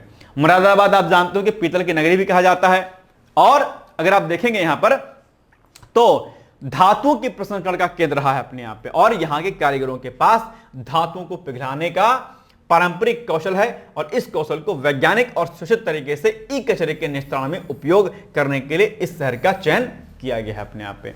पीतल की नगरी के रूप में कौन सा शहर जाना जाता है, ऐसा प्रश्न भाई कई बार पूछा गया है। ठीक है, इस हब में खराब हो चुके mobile phone, computer, lithium ion battery और बाकी जो अन्य चीजें होती हैं से सोना चांदी और बाकी जो अन्य बहुमूल्य धातुओं के अत्याधुनिक मशीनों के द्वारा इनको वैज्ञानिक रूप से इनको अलग किया जा रहा है। ठीक है, तो ये अच्छी बात है मुरादाबाद शहर के लिए अपने आप पे। ठीक है, चलिए इसमें क्या होगा कि पहले ई कचरे को खुले में जलाया जाता था जिससे जहरीली गैसें निकलती थी अपने आप पे। सिंपल सी बात है भाई, कोई भी इलेक्ट्रॉनिक गैजेट्स होगा उसको आप जलाओगे तो सिंपल सी बात है भाई कि उससे तो निश्चित तौर पर एक बड़ा जो है जहरीली गैस निकलेगी और वो आपके एनवायरमेंट के लिए हार्मफुल होंगे अपने आप पे। और अब इसमें क्या हो रहा है, इस नए हब में जीरो एमिशन पर काम किया जा रहा है। ठीक है, जिसमें वायु प्रदूषण या जल प्रदूषण बिल्कुल भी नहीं होगा। और इसके अलावा जो असंगठित क्षेत्र में जो काम करने वाले लोग होते हैं उनके कारीगरों को औपचारिक रूप से सुरक्षित रोजगार भी इसमें जो है प्रदान किया जाएगा। ठीक है, चलिए बताइए, सर्कुलर इकोनॉमी को बढ़ावा देने के लिए जून 2026 में उत्तर प्रदेश के किस शहर में खराब हो चुके इलेक्ट्रॉनिक कचरे से सोना और चांदी जैसी बहुमूल्य धातु निकालने वाले प्रदेश के सबसे बड़े ई वेस्ट रिसाइकलिंग हब की स्थापना की गई है? कहां पर की गई बताइए आप। 4 विकल्प आपके सामने दिया गया है, चारों में से एक होगा, बताओ कौन सा होगा। सिंपल सी बात है, आपका ऑप्शन नंबर क्या हो जाएगा? सी हो जाएगा, मान लीजिए मुरादाबाद। ठीक है, Moradabad is the right answer. चलिए आगे बढ़ते हैं भाई, फटाफट जल्दी करिए। चलिए, उत्तर प्रदेश रक्षा औद्योगिक गलियारे के झांसी रोड में रक्षा परीक्षण अवसंरचना था डिफेंस टेस्टिंग इंफ्रास्ट्रक्चर का अभी हाल ही में शिलान्यास जो है किया गया है। ठीक है, यह बड़ी बात है, यानी कि उत्तर प्रदेश को रक्षा विनिर्माण यानी कि डिफेंस मैन्युफैक्चरिंग सेक्टर में एक ग्लोबल हब बनाने के लिए जो है जून 2026 में उत्तर प्रदेश रक्षा औद्योगिक गलियारे के रूप में इसको विकसित करने के लिए इसका जो है शुभारंभ किया गया है। और ये उत्तर प्रदेश के लिए बड़ी अच्छी बात है अपने आप पे, यानी कि अब तक रक्षा उपकरण बनाने वाली जो निजी कंपनियां, खास करके जो सूक्ष्म लघु और मध्यम उद्यम थे, इनको अपने उत्पादों के परीक्षण के लिए डीआरडीओ की सीमित सरकारी प्रयोगशालाओं पर डिपेंड होना पड़ता था। और इसमें क्या होता था, एक लंबा समय भी होता था, खर्च होता था। अब जो नया परीक्षण जो केंद्र आपको बनाया जा रहा है, जहां पर हम डिपेंडेंसी हमारी डीआरडीओ पर थी, तो अब क्या होगा कि इस नए परीक्षण केंद्र में ड्रोन, छोटे हथियार, ठीक है, तोपखानों के कलपुर्जे और बुलेट प्रूफ जैकेट जैसे उपकरणों की मारक क्षमता, मौसम सहनशीलता और गुणवत्ता का परीक्षण अंतर्राष्ट्रीय मानकों पर किया जा सकेगा। तो ये हमारी एक तो डिपेंडेंसी जो डीआरडीओ पर है वो कम हो जाएगी और हम अपने आप पे इसमें आत्मनिर्भर हो सकेंगे। ठीक है, और ये पूरा कार्यक्रम कहीं ना कहीं पब्लिक प्राइवेट पार्टनरशिप अर्थात पीपीपी मॉडल पर यह बेस्ड रहेगा। इसमें राज्य सरकार और निजी रक्षा कंपनियों का इसमें संयुक्त निवेश इसमें लगातार किया जाएगा। ठीक है, तो ये अच्छी बात है और इससे निश्चित तौर पर जो झांसी और जो आसपास का क्षेत्र है उसको जो है उसके विकास में इसको एक बड़ा योगदान देखने को मिलेगा। ठीक,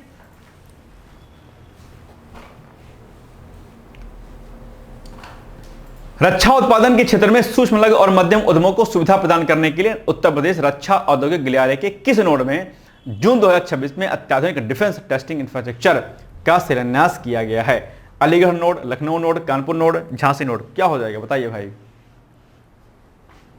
कुछ कठिन नहीं है, बहुत आसान है। अब इसको भी नहीं बता पाएगा तो किसको बताइएगा बताइए आप लोग। सिंपल सी बात है बाबूजी लोग, इसका उत्तर हो जाएगा ऑप्शन नंबर डी यानी कि झांसी नोड में, है ना। और नेक्स्ट है, बेसिक शिक्षा में रियल टाइम निगरानी के लिए राज्य के सभी 75 जिलों में विद्या समीक्षा केंद्र का सफल एकीकरण अभी किया जा रहा है। यानी कि जो भी राज्य के उच्च प्राथमिक विद्यालय होते हैं, ठीक है, प्राथमिक विद्यालय होते हैं, वहां पर शिक्षा की क्वालिटी को सुधारने के लिए और शिक्षकों की जो अकाउंटेबिलिटी होती है ना, क्योंकि आजकल शिक्षक भागते हैं काम करने से, है ना, जल्दी काम उनको बहाना मिलता है। हालांकि वो बात आ रही है कि जो आजकल नए शिक्षक हैं वो काम खूब करते हैं, जबरदस्त करते हैं। तो शिक्षकों की अकाउंटेबिलिटी को मजबूत करने के लिए बेसिक शिक्षा जो विभाग है उसने जून 26 में प्रदेश के सभी 75 डिस्ट्रिक्ट में जो है लखनऊ स्थित मुख्य विद्या समीक्षा केंद्र अर्थात लर्निंग असेसमेंट सेंटर के साथ तकनीकी रूप से सफलतापूर्वक इसको एकीकृत कर दिया है। आप कहेंगे सर इसका क्या फायदा होगा? इसमें क्या होगा कि आर्टिफिशियल इंटेलिजेंस के माध्यम से पूरे कॉलेज को जो है हम इस पर निगरानी कर पाएंगे और इसे प्रेरणा पोर्टल और राज्य के सभी 1,30,000 से अधिक सरकारी स्कूलों में डेटाबेसेस को जोड़ा जाएगा। ठीक है, जिससे कि कहीं ना कहीं इस केंद्र के माध्यम से छात्रों शिक्षकों की दैनिक जो बायोमेट्रिक उपस्थिति होती है, मिड डे मील का जो वितरण होता है, पाठ्य पुस्तकों की जो उपलब्धता होती है, इनका कहीं ना कहीं एक वास्तविक समय में इनकी रियल टाइम इसकी जो है इनकी ऑब्जर्वेशन हम कर सकते हैं। तो इससे निश्चित तौर पर एक बड़े स्तर का कहीं ना कहीं एक फायदा आपको देखने को मिलेगा और अकाउंटेबिलिटी जो है इसमें क्या होगी, मजबूत होगी अपने आप पे। ठीक है, चलिए, तो ये सारी बातें यहां पे इसमें लिखी हुई हैं आपके सामने एक एक करके। ये देखिए वही बात जो मैंने आपको बताई वही बातें यहां पे लिखी हुई हैं।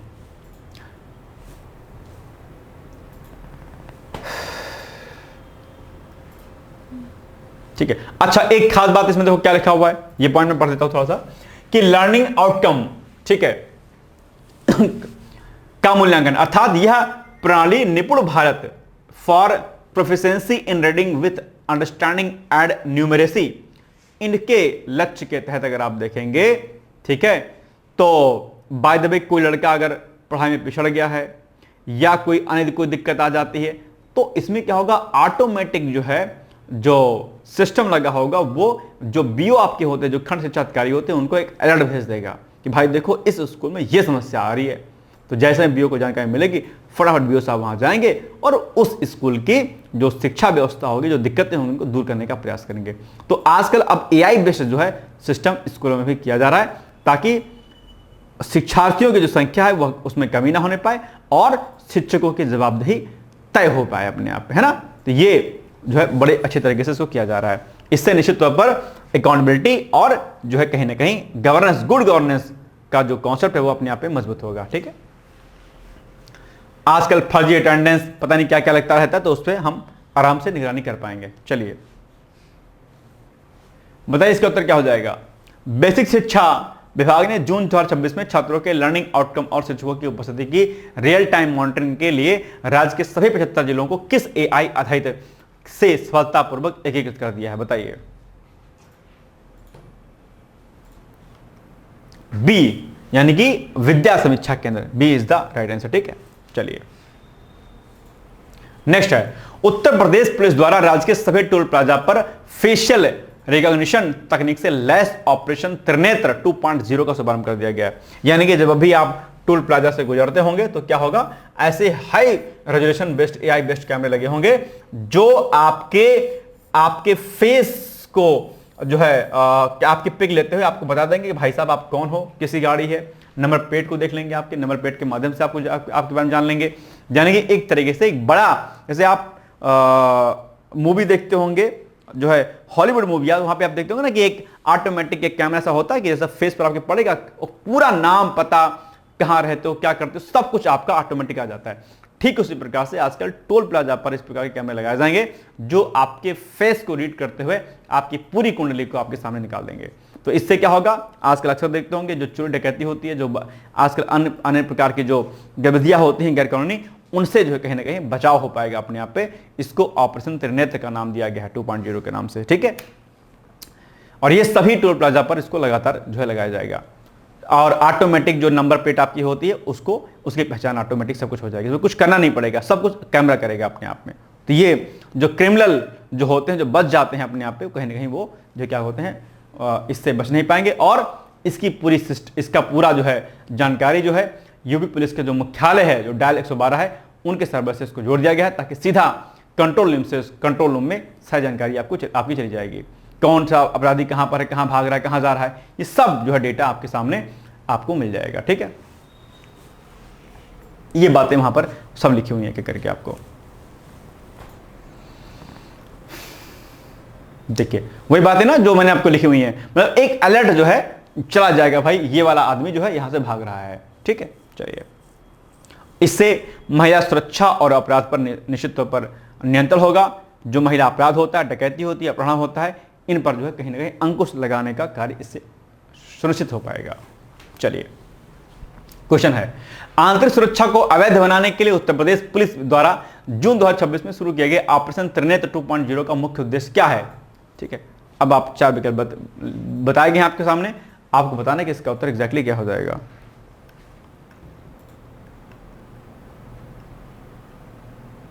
बी यानी कि राज्य के सभी टोल प्लाजा पर फेशियल रिकॉग्निशन तकनीक से लैस कैमरे इसमें लगाए जाएंगे। ठीक है, नेक्स्ट है भाई, एक जिला एक खेल योजना के अंतर्गत राज्य के 12 जिलों में नए बहुउद्देशीय खेल परिसरों को मंजूरी। जैसे आप जानते होंगे, वन डिस्ट्रिक्ट वन प्रोडक्ट है, एक जिला एक उत्पाद योजना को शुरू किया गया था। इसी तर्ज पर केंद्र सरकार ने भी एक जिला उत्पाद योजना को शुरू किया था। ठीक उसी प्रकार से जिस प्रकार से एक जिला एक उत्पाद योजना, अर्थात हर एक जिले से एक उत्पाद को सरकार ने प्रमोट किया था, ठीक उसी प्रकार से सरकार अब हर जिले से एक खेल को प्रमोट कर रही है, एक जिला एक खेल योजना के माध्यम से। और इसी कंटेक्स्ट में सरकार ने जो है क्या किया है कि राज्य के 12 जिलों में एक जो है बड़े स्तर का खेल परिसर को मंजूरी अभी हाल ही में उत्तर प्रदेश कैबिनेट ने दे दिया है। खेलो इंडिया अभियान के अंतर्गत वही सारी बात यहां पर आपके सामने लिखी हुई हैं। तो अब उन खेल परिसर में मल्टीपर्पज स्पोर्ट्स कॉम्प्लेक्स बनाया जाएगा, जहां पर अलग अलग प्रकार की सुविधाएं जो है दी जाएंगी, जिससे खेलों के प्रति लोगों का रुझान बढ़ेगा और इससे लोग जो है क्या होंगे, अपने आप पे आगे बढ़ेंगे। यहां पर अगर आप देखेंगे तो इस नए खेल परिसर में सिंथेटिक रनिंग ट्रैक होगा, वातावरणीकृत इंडोर सिस्टम होगा, स्विमिंग पूल होगा और अलग अलग प्रकार के स्पोर्ट्स हॉस्टल आदि यहां पर बनाए जाएंगे, जो सारी बातें यहां पर करके आपको लिखी हुई हैं। ठीक है, चलिए, एक जिला एक खेल योजना के अंतर्गत हर जिले को उसकी पारंपरिक खेल ताकत के आधार पर विशिष्ट खेल आवंटित किए गए हैं। यानी कि हर जिले का अपना एक खेल होता है, उन खेलों को इनके माध्यम से प्रमोट किया जाएगा और उसके लिए बच्चों को ट्रेनिंग दी जाएगी, ताकि ओलंपिक आदि में जो है अपना जो है वो एक उद्देश्य स्थापित कर पाए और भारत को गोल्ड आदि जो मेडल होते हैं वो दिला सके। ठीक है, चलिए, चयन प्रक्रिया। इन परिसरों में प्रवेश के लिए ग्रामीण स्तर पर पंचायत खेल प्रतियोगिताओं का आयोजन किया जा रहा है, जिससे सुदूर गांव की प्रतिभाएं भी इसमें शामिल हो सकेंगी। बाकी इससे रोजगार आपको मिलेगा ही, और जो बेरोजगारी है अपने आप पे ग्रामीण स्तर पर, वह भी कहीं ना कहीं अपने आप पे रुकेगी। तो ये सारी बातें यहां पर करेगा, बताई गई हैं आपको। चलिए, वन डिस्ट्रिक्ट वन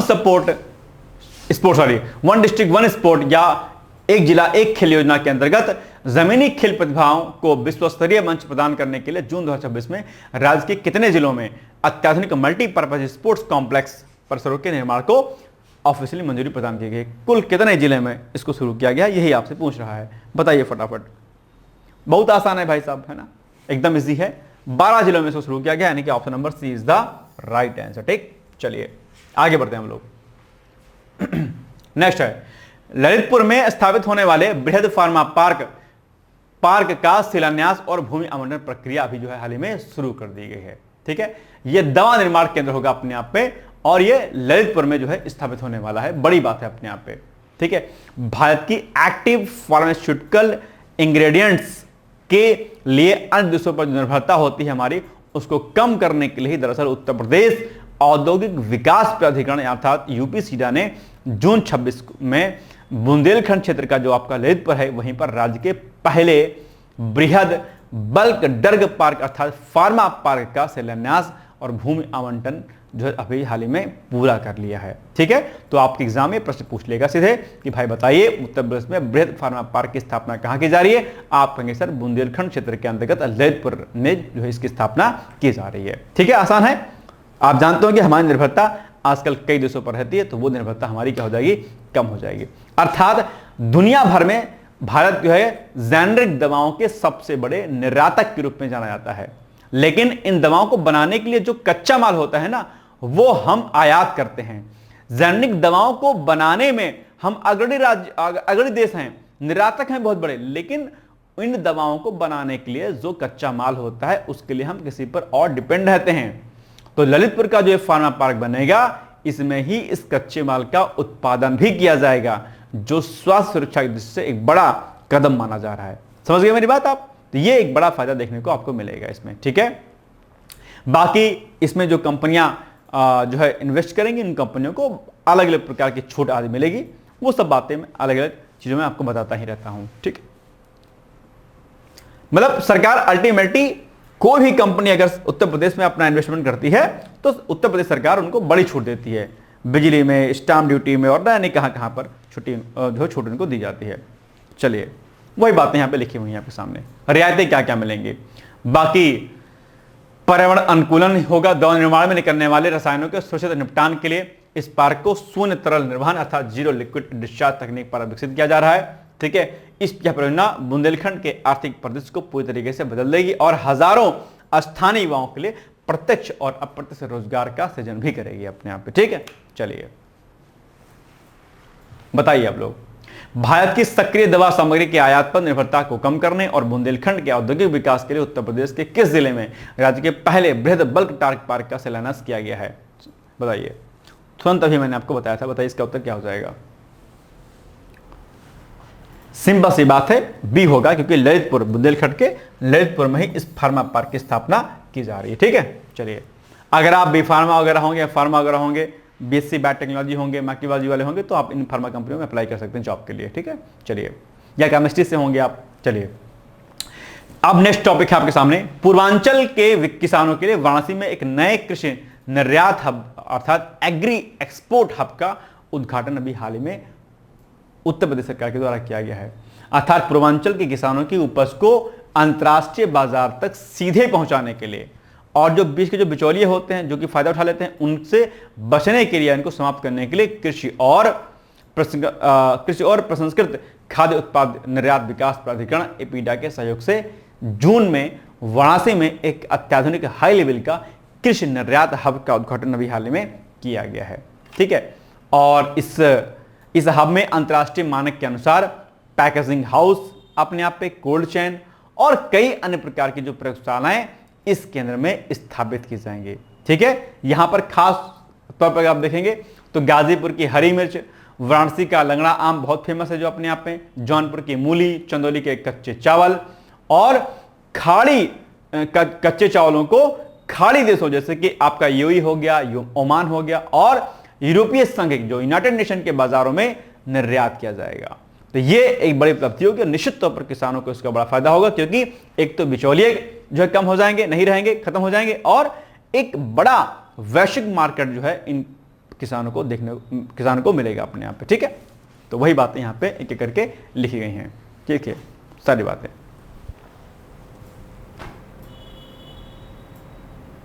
बाकी इसमें कैसे कैसे सब्जियां ले जाए जाएंगे, कैसे कैसे फायदे कहां से ले जाएंगे, कार्गो का इस्तेमाल किया जाएगा अंतरराष्ट्रीय हवाई अड्डे के माध्यम से। ठीक है, तो 24 घंटे के भीतर खेत से कोई चीज टूटी आपकी सब्जी तो 24 घंटे के भीतर ही ताजी सब्जियां और फल को विदेशी सुपरमार्केट में पहुंचा दिया जाएगा, मतलब प्लेन के माध्यम से। क्योंकि आप जानते हो किसान ने खेत से कोई फसल तोड़ी, अपने आप कोई चीज सब्जी या फल कोई तोड़ा और मार्केट तक पहुंचते पहुंचते, क्योंकि ट्रांसपोर्टेशन में लंबा समय लग जाता है, आजकल जानते होंगे कि जाम की समस्या बड़ी रहती है, तो सब्जियां या फल सूख जाते हैं। लेकिन अब सरकार क्या काम कर रही है, सीधे जो है अपने आप में उसको तुरंत फटाक से एयरपोर्ट पहुंचाएगी सब्जियों को या फलों को, और वहां से जो है सीधे जो है इंटरनेशनल मार्केट में उसको पहुंचा दिया जाएगा। तो ये एक बड़ा हब जो है बनाया जा रहा है अपने आप पे, ये बड़ी अच्छी बात है अपने आप पे। ठीक है, चलिए, और इससे निश्चित तौर पर पूर्वांचल के जो किसान होंगे उनको एक बड़े स्तर का फायदा मिलेगा, क्योंकि उन पूर्वांचल किसानों को एक बड़ा मार्केट मिल जाएगा। ठीक है, चलिए,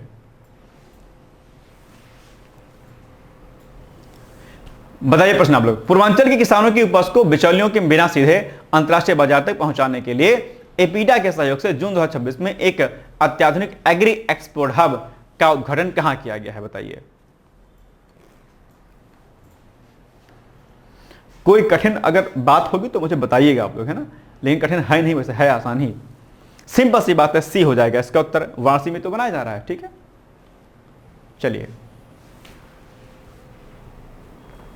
नीति आयोग की नवीनतम राष्ट्रीय बहुआयामी गरीबी सूचकांक रिपोर्ट में उत्तर प्रदेश का सबसे बढ़िया प्रदर्शन जो है अभी हाल ही में देखने को मिला है अपने आप में। ठीक है, नीति आयोग जिसकी स्थापना 2015 में होती है, ठीक है, और जिसका पहला नाम योजना आयोग था। अभी नीति आयोग के नए जो है उपाध्यक्ष बने हैं एक, आप बताइएगा वो कौन है। ठीक है, सचिव कौन है, इसका उत्तर आप मुझे कमेंट करके बताइएगा तुरंत। अभी हाल ही में ये जो है ये किया गया है। तो जून में नवीनतम national multi dimensional poverty index, जिसको हम बोलते हैं राष्ट्रीय बहुआयामी गरीबी सूचकांक बोलते हैं, इस रिपोर्ट के अनुसार उत्तर प्रदेश ने गरीबी न्यूनीकरण अर्थात गरीबी को दूर करने के क्षेत्र में देश भर के सभी स्टेट्स को पीछे छोड़ते हुए पूरे देश में अपने आप पे कहीं ना कहीं सर्वश्रेष्ठ प्रदर्शन किया अपने आप, अर्थात उत्तर प्रदेश ने गरीबी को दूर करने में एक बड़े उपलब्धि इसने हासिल कर ली है। ठीक है, रिपोर्ट में कई सारी बातें कही हैं, लेकिन अगर इंपॉर्टेंट की पॉइंट्स की मैं बात करता हूं तो रिपोर्ट्स के अकॉर्डिंग पिछले कुछ सालों में प्रदेश में करोड़ों लोग जो है गरीबी रेखा से जो है क्या हुए अपने आप में दूर हुए हैं, और उनको जो है सामाजिक न्याय के तहत शिक्षा, स्वास्थ्य और जीवन के जो आधारभूत जो चीजें होती है उनको उनका फायदा मिला हुआ है। तो अब उत्तर प्रदेश सरकार इस मामले में आगे बढ़ रही है। स्वास्थ्य और पोषण के क्षेत्र में सुधार हुआ है लगातार। उत्तर प्रदेश सरकार ने बाल मृत्यु दर, मातृ मृत्यु दर को रोकने में अहम उसका योगदान हुआ है। कुपोषण और स्वच्छता के मानकों पर भी बड़ा सुधार हुआ है। आयुष्मान भारत योजना के अंतर्गत मुख्यमंत्री जन आरोग्य योजना के तहत मुफ्त इलाज से भी जो गरीब जो लोग थे जिनको इलाज कराने में बड़ा पैसा खर्च करना पड़ता था वह भी अब खत्म हुआ कहीं ना कहीं।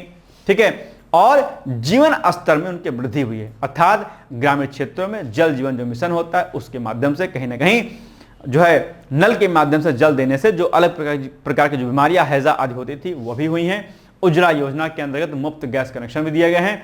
इन सभी चीजों को आप देखेंगे तो कहीं ना कहीं जो ग्रामीण क्षेत्र के जो लोग होते हैं, जो यूपी के जो लोग होते हैं, उनको एक बड़े स्तर का फायदा मिला है। बात चाहे बिजली की हो, स्वच्छता की हो, पानी की हो, सभी प्रकार की सुविधाएं, चाहे स्वास्थ्य संबंधी योजनाएं हो, उन सभी के माध्यम से सरकार ने बड़े स्तर का फायदा देखने को मिला है। अब आप देखिए कि सरकार जो है पीएनजी के माध्यम से, जो मैंने पीएनजी के बारे में कई बार आपको बताया है कि आप देखिए गैस कनेक्शन जो है आपको अंडरग्राउंड दिए जा रहे हैं आप, ठीक है, पानी आपको जो है अंडरग्राउंड कर दिया गया, वो मिल रहा है आपको उसके माध्यम से, सारे बिजली के तार आपके अंडरग्राउंड कर दिए गए हैं।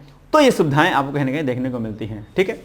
सारी बातें यहां पर एक एक करके लिखी हुई है, जो मैंने अभी आपको यहां पर बताई हुई है, सारी बातें वही हैं A to Z, ठीक है, ठीक है। ये देखिए सब जो बड़े स्तर का जो भ्रष्टाचार आदि होता था वो भी कहीं ना कहीं जो रुका हुआ है, ठीक है। चलिए, नीति आयोग द्वारा जून 2026 में जारी नवीनतम राष्ट्रीय बहुआयामी गरीबी सूचकांक रिपोर्ट के अनुसार किस राज्य ने गरीबी न्यूनीकरण अर्थात गरीबी को दूर करने के क्षेत्र में देश भर में सर्वश्रेष्ठ प्रदर्शन दर्ज किया है? कौन सा ऐसा आपका स्टेट है, बताइए। अच्छा, यही सीधा प्रश्न पूछ लेगा कि बताओ अभी हाल ही में किसने जो है राष्ट्रीय बहुआयामी गरीबी सूचकांक रिपोर्ट जारी किया है? तो नीति आयोग ने जारी किया, ठीक है, ये भी पॉइंट ध्यान रखिएगा, ठीक है। अलग अलग जो है डायमेंशन से आपको करंट को रेडी करना होता है, राइट। चलिए, इसका उत्तर क्या जाएगा बेटा? इसका उत्तर जाएगा आपका उत्तर नंबर, मतलब आंसर नंबर बी, यानी कि B is the right answer. NITI Aayog ने जो जारी ये रिपोर्ट थी उसके अनुसार उत्तर प्रदेश ने सर्वश्रेष्ठ प्रदर्शन किया है, किसके लिए? गरीबी को दूर करने के लिए, याद रहेगा। चलिए, बाकी नीति आयोग के बारे में पढ़ लीजिएगा आप लोग अलग से। चलिए,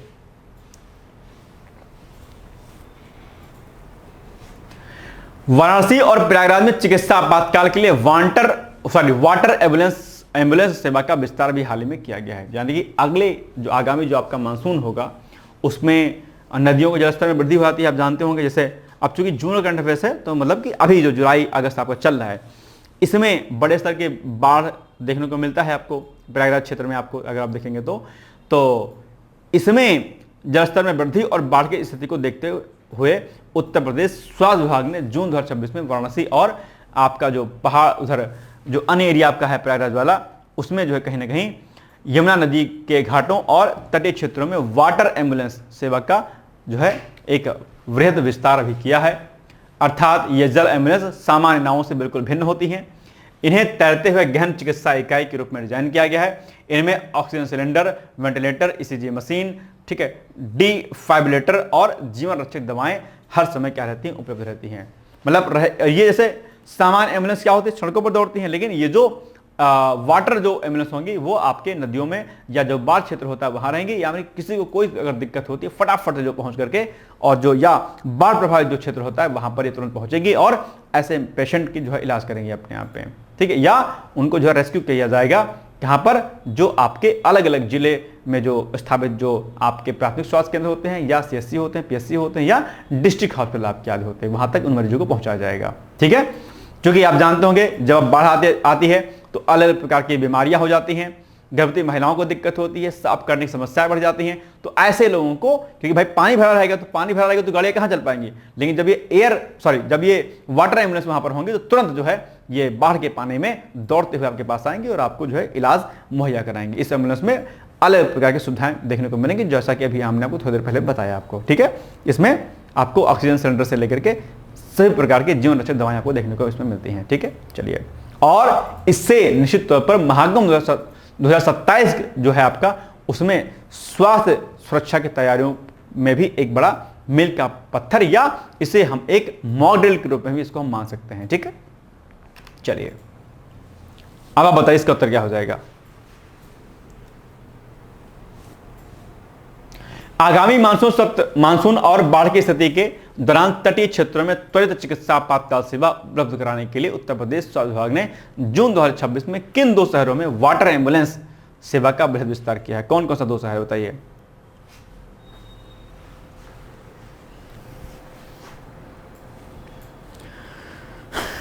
फटाफट इसके आंसर बताइएगा भाई आप लोग।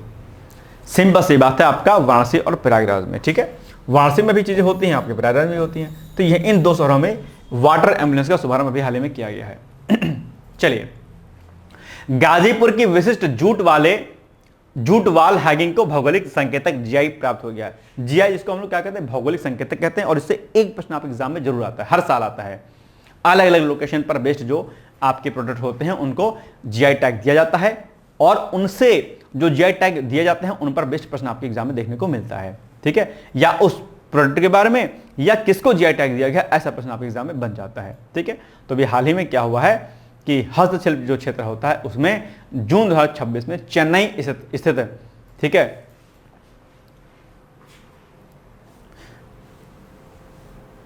भौगोलिक संकेतक दृष्टि द्वारा गाजीपुर जिले की विशिष्ट जूट वॉल हैगिंग अर्थात दीवार पर लटकने वाली सजावटी वस्तु को ऑफिशियली जो है जीआई टैग प्रदान कर दिया गया है।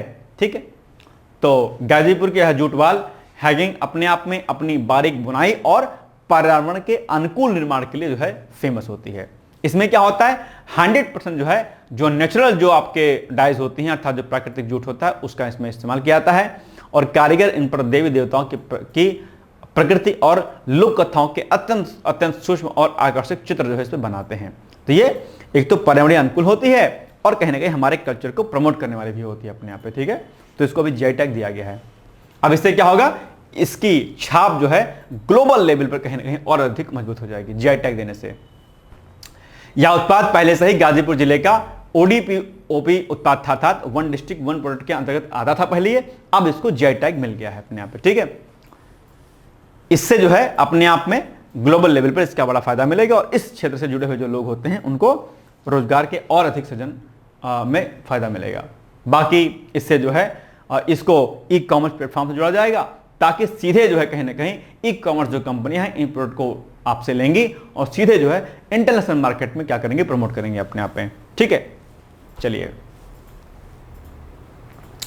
जून 26 में उत्तर प्रदेश के किस जिले के विशिष्ट जूट वॉल हैगिंग, ठीक है, अर्थात दीवार पर लटकने वाली सजावटी वस्तु को जीआई टैग प्रदान हुआ है? कहां की है ये बताइए। 4 विकल्प आपके सामने यहां पर दिए गए हैं, फटाफट से भाई साहब आंसर दीजिएगा, डिले मत कीजिएगा बिल्कुल भी किसी भी रूप में। ठीक है ना,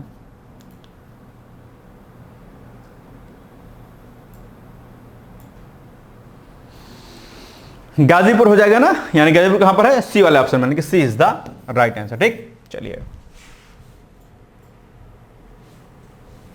स्टार्टअप नीति में संशोधन करते हुए ड्रोन विनिर्माण और रोबोटिक्स क्षेत्र के लिए राज्य सरकार द्वारा विशेष इनोवेशन फंड की अभी हाल ही में घोषणा जो है सरकार ने कर दी है। अर्थात उत्तर प्रदेश को डीप टेक अर्थात अत्याधुनिक टेक्नोलॉजी और भविष्य के उद्योगों का केंद्र बनाने के पर्पस से जो स्टेट कैबिनेट है उसने जून 2026 में अपनी स्टार्टअप नीति में एक अमेंडमेंट किया है, एक संशोधन किया है और उसमें अगर आप देखेंगे तो जो अनमैन्ड एरियल व्हीकल अर्थात मानव रहित हवाई वाहन अर्थात ड्रोन और रोबोटिक्स के क्षेत्र के लिए एक विशेष इनोवेशन फंड की जो है सरकार ने घोषणा कर दी है। इस समर्पित कोष के माध्यम से ड्रोन और रोबोटिक्स के क्षेत्र में काम करने वाले युवा उद्यमियों और शोधकर्ताओं को सीड कैपिटल अर्थात प्रारंभिक पूंजी उपलब्ध कराई जाएगी ताकि वे अपने विचारों को वास्तविक उत्पादों में कन्वर्ट कर सकें अर्थात बदल सकें। तो ऐसे लोगों को सरकार प्रमोट कर रही है अपने आप पे। ठीक है, बाकी इसमें सब्सिडी दी जाएगी अर्थात ड्रोन निर्माण करने वाली जो कंपनियों को आवश्यक जो कलपुर्जे होते हैं उनके आयात पर भारी छूट दी जाएगी और इसके साथ साथ में राज्य के तकनीकी विश्वविद्यालयों में रियायती दरों पर टेस्टिंग जो सुविधाएं होती हैं वह भी इनको दी जाएगी और रक्षा औद्योगिक गलियारों से समन्वय भी इसमें किया जाएगा। अगर आप यहां पर देखेंगे तो इस पहल को Uttar Pradesh defence industrial corridor अर्थात रक्षा औद्योगिक गलियारा के साथ में रणनीतिक रूप से जोड़ा जाया गया है क्योंकि आधुनिक युद्ध प्रणाली में स्वदेशी ड्रोन और रोबोटिक्स की मांग क्या सर्वाधिक है। आजकल युद्ध किससे लड़े जा रहे हैं, ड्रोन से लड़े जा रहे हैं और सरकार इस पर लगातार काम करी। मैंने कहा था ना कि आजकल ड्रोन का इस्तेमाल कृषि, शिक्षा, स्वास्थ्य और आपके डिफेंस सेक्टर में बड़े स्तर पर किया जा रहा है। ठीक है, बाकी कीटनाशकों के छिड़काव में ये सब में इनका प्रयोग किया जा रहा है आजकल। यही बातें यहां पर लिखी हुई हैं आपके सामने। चलिए, उत्तर प्रदेश कैबिनेट ने अपनी स्टार्टअप पॉलिसी में संशोधन करते हुए किन विशिष्ट क्षेत्रों के लिए एक नए इनोवेशन फंड की घोषणा की है बताइए। क्या हो जाएगा भाई इसका उत्तर एग्जैक्टली? कुछ कठिन नहीं है, आसान है, बस आप उत्तर बता ले जाए तो बढ़िया रहेगा। ठीक है, बोलिए बाबूजी लोग, बी हो जाएगा क्या? बी। ठीक है, B is the right answer. ठीक है ना,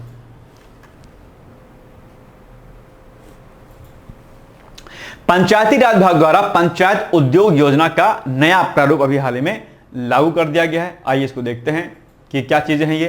अर्थात ग्रामीण क्षेत्रों से होने वाले पलायन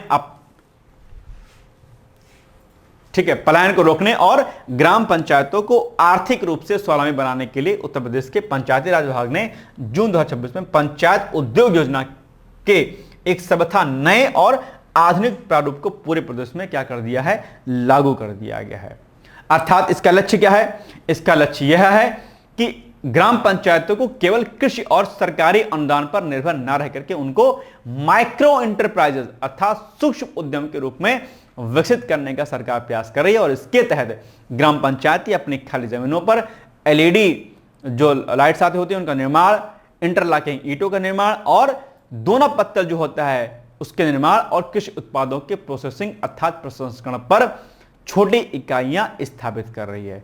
तो निश्चित तौर पर इससे ग्रामीण क्षेत्र का विकास होगा और स्थानीय युवाओं को रोजगार मिलेगा, जिससे कि जो बेरोजगारी दर होगी वो आपकी क्या हो जाएगी, कम हो जाएगी अपने आप में। ठीक है, इन उद्योगों को स्थापित करने के लिए सरकार क्या करेगी, अपने आप में अनुदान देगी और कई प्रकार के फंड जो है इन प्रकार के उद्योगों को दिया जाएगा, जो कि यहां पर आपके सामने लिखा हुआ है कि किस प्रकार से सरकार इस पर काम करेगी। एक एक पॉइंट यहां पर मेंशन किया गया है। ठीक, चलिए देखिए सारी बातें वही लिखी जो हमने आपको भी बताई यहां पर। चलिए बताइए, ग्रामीण क्षेत्रों से पलायन रोकने और ग्राम पंचायतों को माइक्रो एंटरप्राइजेज में विकसित करने के लिए उत्तर प्रदेश पंचायती राज विभाग द्वारा कौन सी योजना का नया प्रारूप लागू कर रही है। अर्थात आप देखेंगे कि कई सारे गांव में देखेंगे तो पंचायत की जमीनें खाली पड़ी रहती हैं। इन्हीं खाली जमीनों पर क्या होगा, अपने आप छोटे छोटे जो एग्रो बेस्ड जो इंडस्ट्रीज होती हैं, जो अलग अलग जो सूक्ष्म उद्यम होते हैं, उनको यहां पर स्थापित किया जाएगा।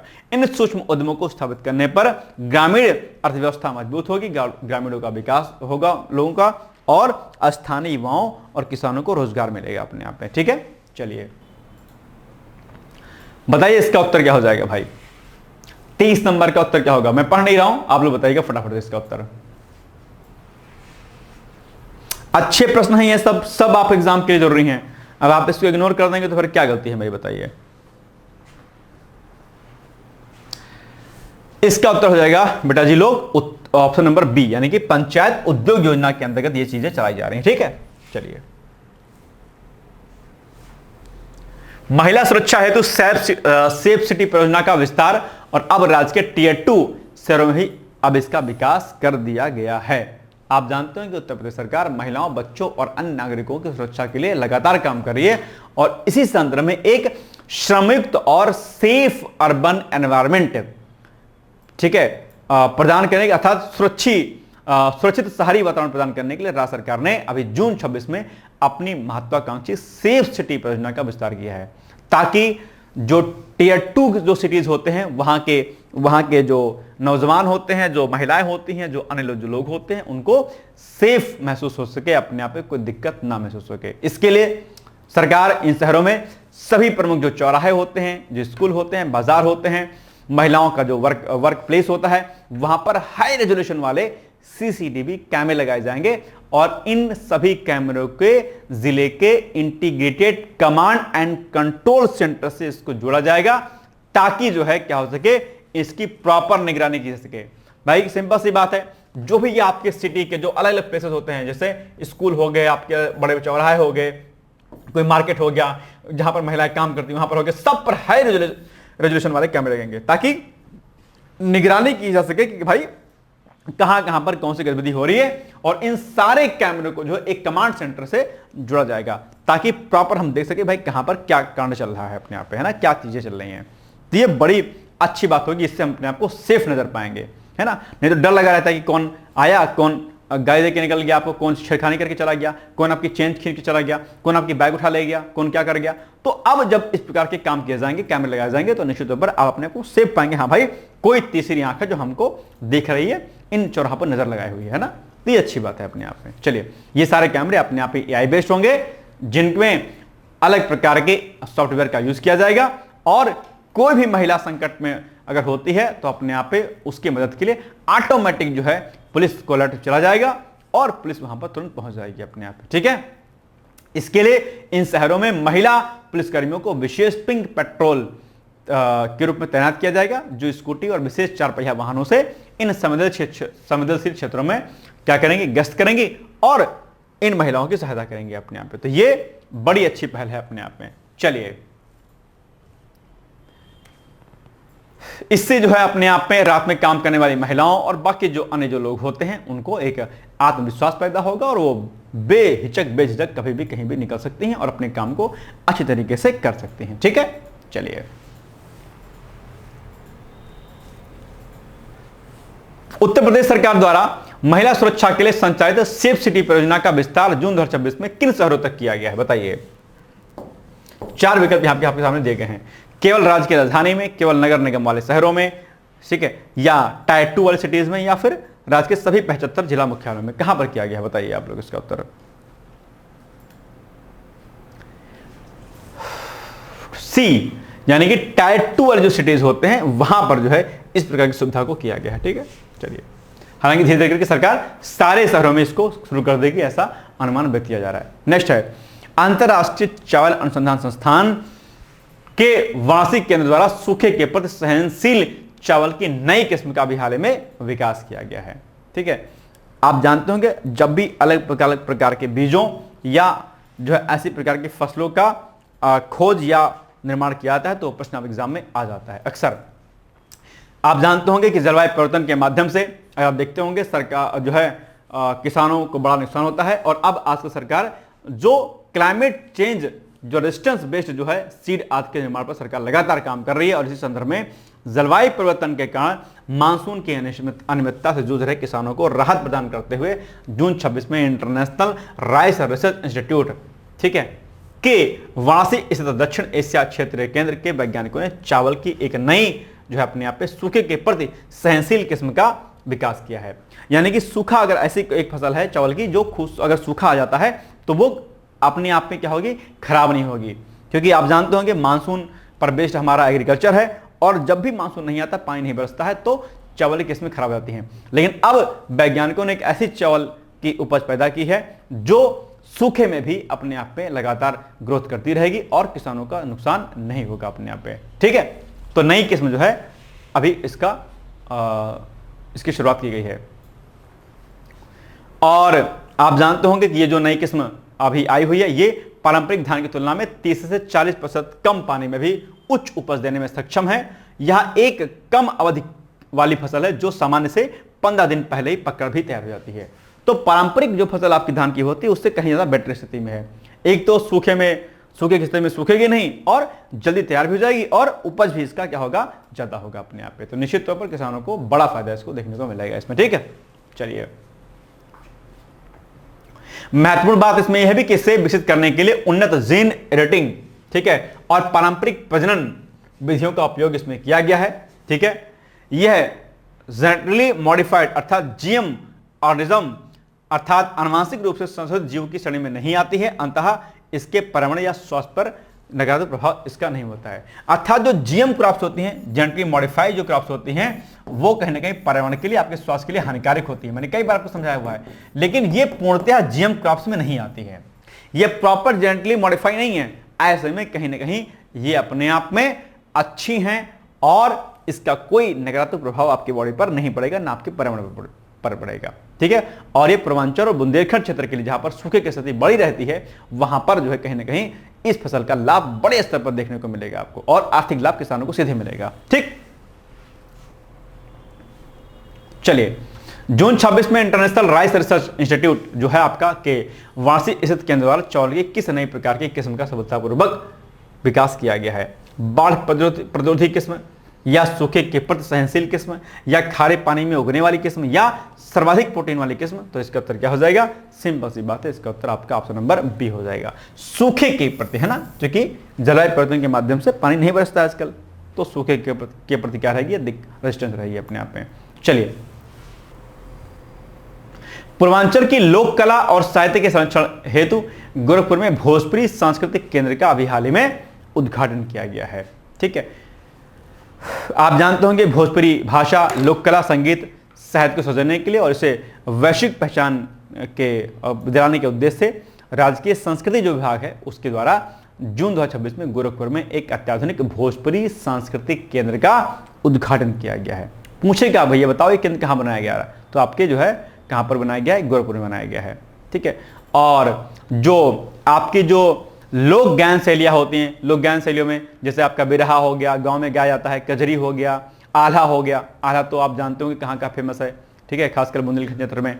तो इन प्रकार के लोकगीतियों और शैलियों के और जो आपके पारंपरिक जो लोक नृत्य होते हैं जिसमें आपका धोबिया हो गया, फरवाही आता है, इन सभी को एक तरीके से इनका ऑडियो विजुअल रिकॉर्डिंग किया जा रहा है ताकि हम इसे लंबे समय तक सजो सके और अपने इन ज्ञान शैलियों को या इन प्रकार के जो लोक नृत्य होते हैं इनके संरक्षण में हम काम ला सकें। क्योंकि आजकल तो पॉप सॉन्ग चलते हैं, है ना, ये जो हनी सिंह चलता है उसका ना कोई लाइन है ना कोई लेंथ है, हम जान ही नहीं पाते क्या है। लेकिन जो हमारे लोकगीत होते थे, लोक नृत्य होता था, उसका एक अपना एक खास मीनिंग होता था। तो अब उनके संरक्षण के लिए सरकार इनको डिजिटल माध्यम से इनको संरक्षित करने का प्रयास कर रही है और इस केंद्र में एक बड़े स्तर का डिजिटल पुस्तकालय भी होगा, अपने आप डिजिटल लाइब्रेरी होगी जहां पर, ठीक है, भिखारी ठाकुर और अन्य महान जो भोजपुरी जो हस्तियां हुई हैं, साहित्यकार हुए हैं, उनकी दुर्लभ पांडुलिपियां, नाटकों और कविताओं को भी यहां पर संरक्षित करने का प्रयास किया जा रहा है। ठीक है, तो यह बड़ी पहल अपने आप में है जो कि सरकार के द्वारा अर्थात जो उत्तर प्रदेश का जो संस्कृति विभाग है वो इनके संरक्षण के लगातार काम कर रहा है। ठीक है, ये सारी बातें यहां पर लिखी हुई जो मैंने आपको बता दी हैं। ठीक है, चलिए, नई पीढ़ी को अपनी जड़ों से जोड़ने के लिए यहां युवाओं को पारंपरिक वाद्य यंत्र बजाने का निःशुल्क प्रशिक्षण भी दिया जा रहा है। शोधकर्ताओं के लिए राज्य सरकार द्वारा भोजपुरी साहित्य शोध के लिए फेलोशिप की घोषणा भी की गई है कि भाई अगर आप भोजपुरी लैंग्वेज पर या अन्य नृत्य या कलाओं पर अगर आप रिसर्च करना चाहते हैं तो आप करिए और आपको सरकार फेलोशिप देगी। ठीक है, तो निश्चित तौर पर भाई फेलोशिप किसी को मिलेगा तो कोई क्यों नहीं काम करना चाहेगा, जिसको इंटरेस्ट होगा तो जरूर करेगा और फेलोशिप के लालच के फलस्वरूप भी लोग उस पर काम करेंगे अपने आप में। चलिए, पूर्वांचल की लोक कला, संगीत और साहित्य के संरक्षण तथा संवर्धन के लिए राज्य के संस्कृति विभाग द्वारा जून 2026 में कहां भोजपुरी सांस्कृतिक केंद्र का विधिवत उद्घाटन किया गया है? बताइए कहां पर किया गया है? अभी हमने अब जस्ट बताया कि उत्तर प्रदेश के संस्कृति विभाग के द्वारा दरअसल गोरखपुर में इसका उद्घाटन किया गया, यानी कि D is the right answer. ठीक, चलिए नेक्स्ट है, बस 2-3 प्रश्न बचे हैं। चलिए, विंध्य क्षेत्र में नवीकरणीय ऊर्जा को बढ़ावा देने के लिए पंप स्टोरेज जल विद्युत परियोजना नीति का भी हाल ही में अनावरण किया गया है। ठीक है, तो आप जानते होंगे कि सरकार सौर ऊर्जा, पवन ऊर्जा जैसे नवीकरणीय स्रोतों पर लगातार काम कर रही है और इन स्रोतों से उत्पन्न बिजली की अनियमितता को संतुलित करने के लिए उत्तर प्रदेश कैबिनेट ने अभी हाल ही में पहली और महत्वाकांक्षी पंप स्टोरेज जल विद्युत परियोजना की नीति का अनावरण किया है। अर्थात यह परियोजना मुख्य रूप से राज्य के जो खासकर आपका विंध्य क्षेत्र है जिसमें आपका सोनभद्र आता है, मिर्जापुर आता है, यहां पर इसको लागू किया गया है क्योंकि यहां पर की पहाड़ी भौगोलिक संरचना इसके लिए क्या है, सर्वाधिक अनुकूल रहती है, इसीलिए इसको यहां पर लागू किया गया है। ठीक है, अब इसकी टेक्नोलॉजी पर थोड़ा सा बात कर लेते हैं थोड़ा सा हम लोग कि पंप स्टोरेज तकनीकी एक विशाल वाटर बैटरी की तरह काम करती है। जब ग्रिड में बिजली की मांग कम और उत्पादन अधिक होता है तब अतिरिक्त बिजली का उपयोग करके पानी को निचले जलाशय से ऊपरी जलाशय में पंप कर दिया जाता है। जब मांग बढ़ती है, जैसे कि रात में, आप सिंपल सी बात है भाई, रात में लोग डिमांड ज्यादा करते हैं, तो जब रात में मांग बढ़ती है तो उसी पानी को टरबाइन के जरिए नीचे गिरा करके तुरंत बिजली पैदा कर दी जाती है। इसीलिए आप देखते होंगे कि रात में जब बिजली की मांग बढ़ती है तो आजकल लाइट कट जाती है तुरंत, है ना, ट्रिपिंग हो जाती है लाइट में। तो अब इस टेक्नोलॉजी के माध्यम से क्या होगा कि जो लाइट की समस्या जो रात में होती थी अब वो नहीं होगी कहीं ना कहीं अपने आप, है ना। चलिए, बाकी जो निवेशक होंगे उनको अलग अलग प्रकार की छूट दी जाएगी, जैसे कि सरकार अलग अलग प्रकार की छूट देती है नए नए निवेशकों के लिए। ठीक है, चलिए, ग्रिड स्थिरता और ऊर्जा भंडारण सुनिश्चित करने के लिए उत्तर प्रदेश कैबिनेट ने जून 2026 में मुख्य रूप से किस क्षेत्र के लिए पंप स्टोरेज जल विद्युत परियोजना की नीति का अनावरण किया है? बताइए किस क्षेत्र में इसका निर्माण किया गया है? विंध्य क्षेत्र में, यानी कि B is the right answer. ठीक, चलिए, पीएम सूर्य घर मुफ्त बिजली योजना के अंतर्गत जून 26 तक रूफटॉप सोलर लगाने में उत्तर प्रदेश का राष्ट्रीय स्तर पर प्रथम स्थान। ये वैसे न्यूज पुरानी हो गई है, ठीक है, बाकी आप लोग मुझे बताइएगा कि ये जो पीएम सूर्य मुफ्त बिजली योजना है इसकी शुरुआत कब होती है, और इसमें उत्तर प्रदेश ने पूरे देश में प्रथम स्थान प्राप्त कर लिया कि भैया अब उत्तर प्रदेश में सोलर पैनल लगाने में यूपी का प्रथम स्थान है अपने आप पे। ठीक है, इसके लिए 1 से 3 किलोवाट तक के सोलर पैनल लगाने पर केंद्र सरकार के साथ साथ में राज्य सरकार अपनी ओर से एक अतिरिक्त सब्सिडी जो है प्रदान करती है। ठीक है, और सरकार लगातार नवीकरणीय ऊर्जा के विकास के लिए इस पर काम लगातार कर रही है, उपभोक्ताओं को जो इस पर राहत भी दे रही है। ठीक है, इस पूरी प्रक्रिया को national portal for rooftop solar से जोड़ करके पूर्णतः कागज रहित और पारदर्शी बना दिया गया है, जिससे सब्सिडी सीधे उपभोक्ता के बैंक के खाते में आती है। यानी कि ये नहीं रहता है कि आपने सोलर पैनल लगवाया और आपके खाते में पैसा देर सवेर आए या कहीं पर कोई दिक्कत हो, सीधे जो है आपके बैंक खातों से आपको लिंक कर दिया जाता है। यानी कि जब भी आप अपने छतों पर सोलर रूफ लगवाते हैं तो ठीक है, तो वहां पर कहीं ना कहीं आपको सब्सिडी बहुत ही जल्दी और आपके सीधे बैंक अकाउंट में ट्रांसफर कर दिया जाता है, जिससे कि जो पारदर्शिता होती है वो बढ़ती है और बिचौलियों का जो प्रभाव होता है वो कम होता है अपने आप पे। ठीक है, तो ये सारी बातें यहाँ पे लिखी गई हैं और इस सफलता से निश्चित तौर पर कहीं ना कहीं कार्बन उत्सर्जन जो एक बड़े स्तर का उत्तर प्रदेश में होता है तो उसमें क्या हो जाएगी, कमी आएगी। सिंपल सी बात है भाई, अगर हम नवीकरणीय ऊर्जा स्रोतों पर काम करेंगे तो सिंपल सी बात है क्या होगा कि जो भी खतरनाक गैसेस निकलती हैं चाहे आपके बिजली उत्पादन में, वो सब चीजें अब नहीं निकलेंगी, है ना। चलिए,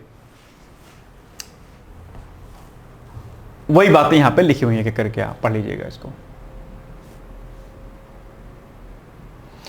भारत सरकार की नवीनतम रिपोर्ट के अनुसार पीएम सूर्य घर मुफ्त बिजली योजना के अंतर्गत घरों की छतों पर रूफटॉप सोलर पैनल स्थापित करने के मामले में किस राज्य ने देश में प्रथम स्थान प्राप्त किया है। ये न्यूज मैंने कई बार आपको बताई भी है, पहले ही बताई है। हर घर जल योजना में भी प्रथम स्थान पर है संभवतः, है ना यूपी, तो इसमें भी प्रथम स्थान पर, यानी कि उत्तर प्रदेश ही हो जाएगा। सी इज द राइट आंसर। ठीक है, चलिए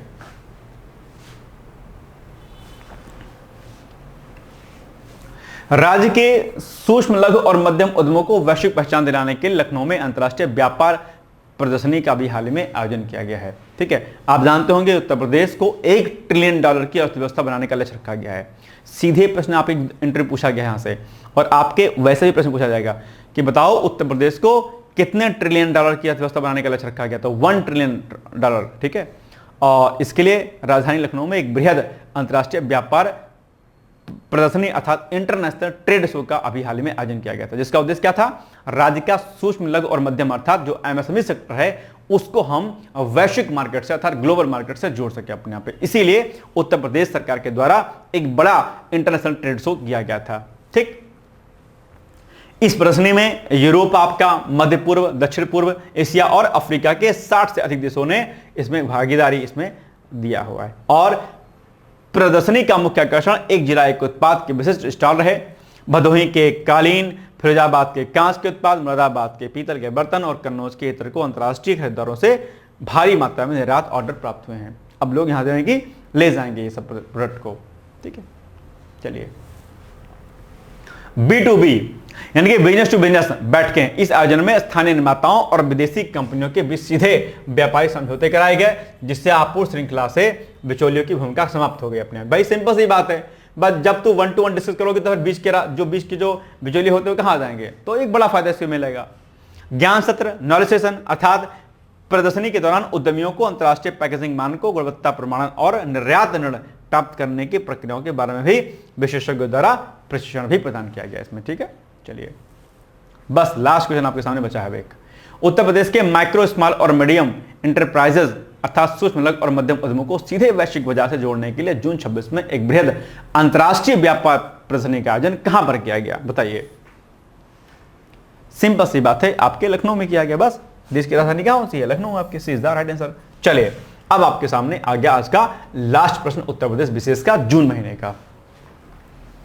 उत्तर प्रदेश राज्य सड़क परिवहन निगम द्वारा सभी अंतरराज्यीय मार्गों पर कैशलेस टिकटिंग प्रणाली का पूर्णतः क्रियान्वयन अभी सफल हो रहा है।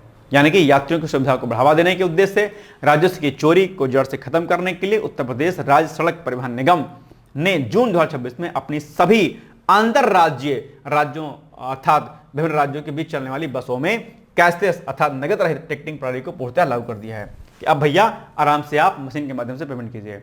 अब बसों के कंडक्टरों को एंड्रॉयड आधारित उन्नत टिकटिंग मशीनें प्रदान की गई हैं। यात्री अब खुले पैसों की समस्या के बिना यूपीआई के माध्यम से आप जो है पेमेंट कर सकते हैं और इससे निश्चित तौर पर जो समस्या होती थी वो अब खत्म हो जाएगी, है ना। कई बार पैसा छूट गया, कुछ दिक्कत हो गई, कुछ भी, तो वो सब खत्म हो जाएगा। ठीक है, और इससे भ्रष्टाचार पर जो है रोक भी लगेगी कि आप ऑनलाइन टिकट करेंगे तो सीधे पैसा दिखाएगा, जितना पैसा मशीन में दिखाएगा उतना पैसा आपको पेमेंट करना रहेगा। ठीक है, इस प्रणाली से निगम मुख्यालय को वास्तविक समय में यह जानकारी मिलती है कि किस मार्ग पर कितनी बसें चल रही हैं और उनमें कितने यात्री सफर कर रहे हैं। इससे बसों की फ्रीक्वेंसी, आवागमन आदि को तय करने में आसानी होगी अपने आप में। ठीक है, अंतरराज्यीय मार्गों पर इस योजना की 100% सफलता के बाद निगम ने इसे राज्य के भीतर चलने वाली इंट्रा स्टेट अर्थात जो साधारण बस होती है ना, उनमें भी इसको लागू करने की समय सीमा निर्धारित कर दी है। यानी कि अब सभी प्रकार के बसों में इसको स्टार्ट कर दिया जाएगा। ठीक है, चलिए अब इसी लास्ट टॉपिक पर बेस्ड आपका लास्ट प्रश्न है, जिसका उत्तर आपको तुरंत देना है।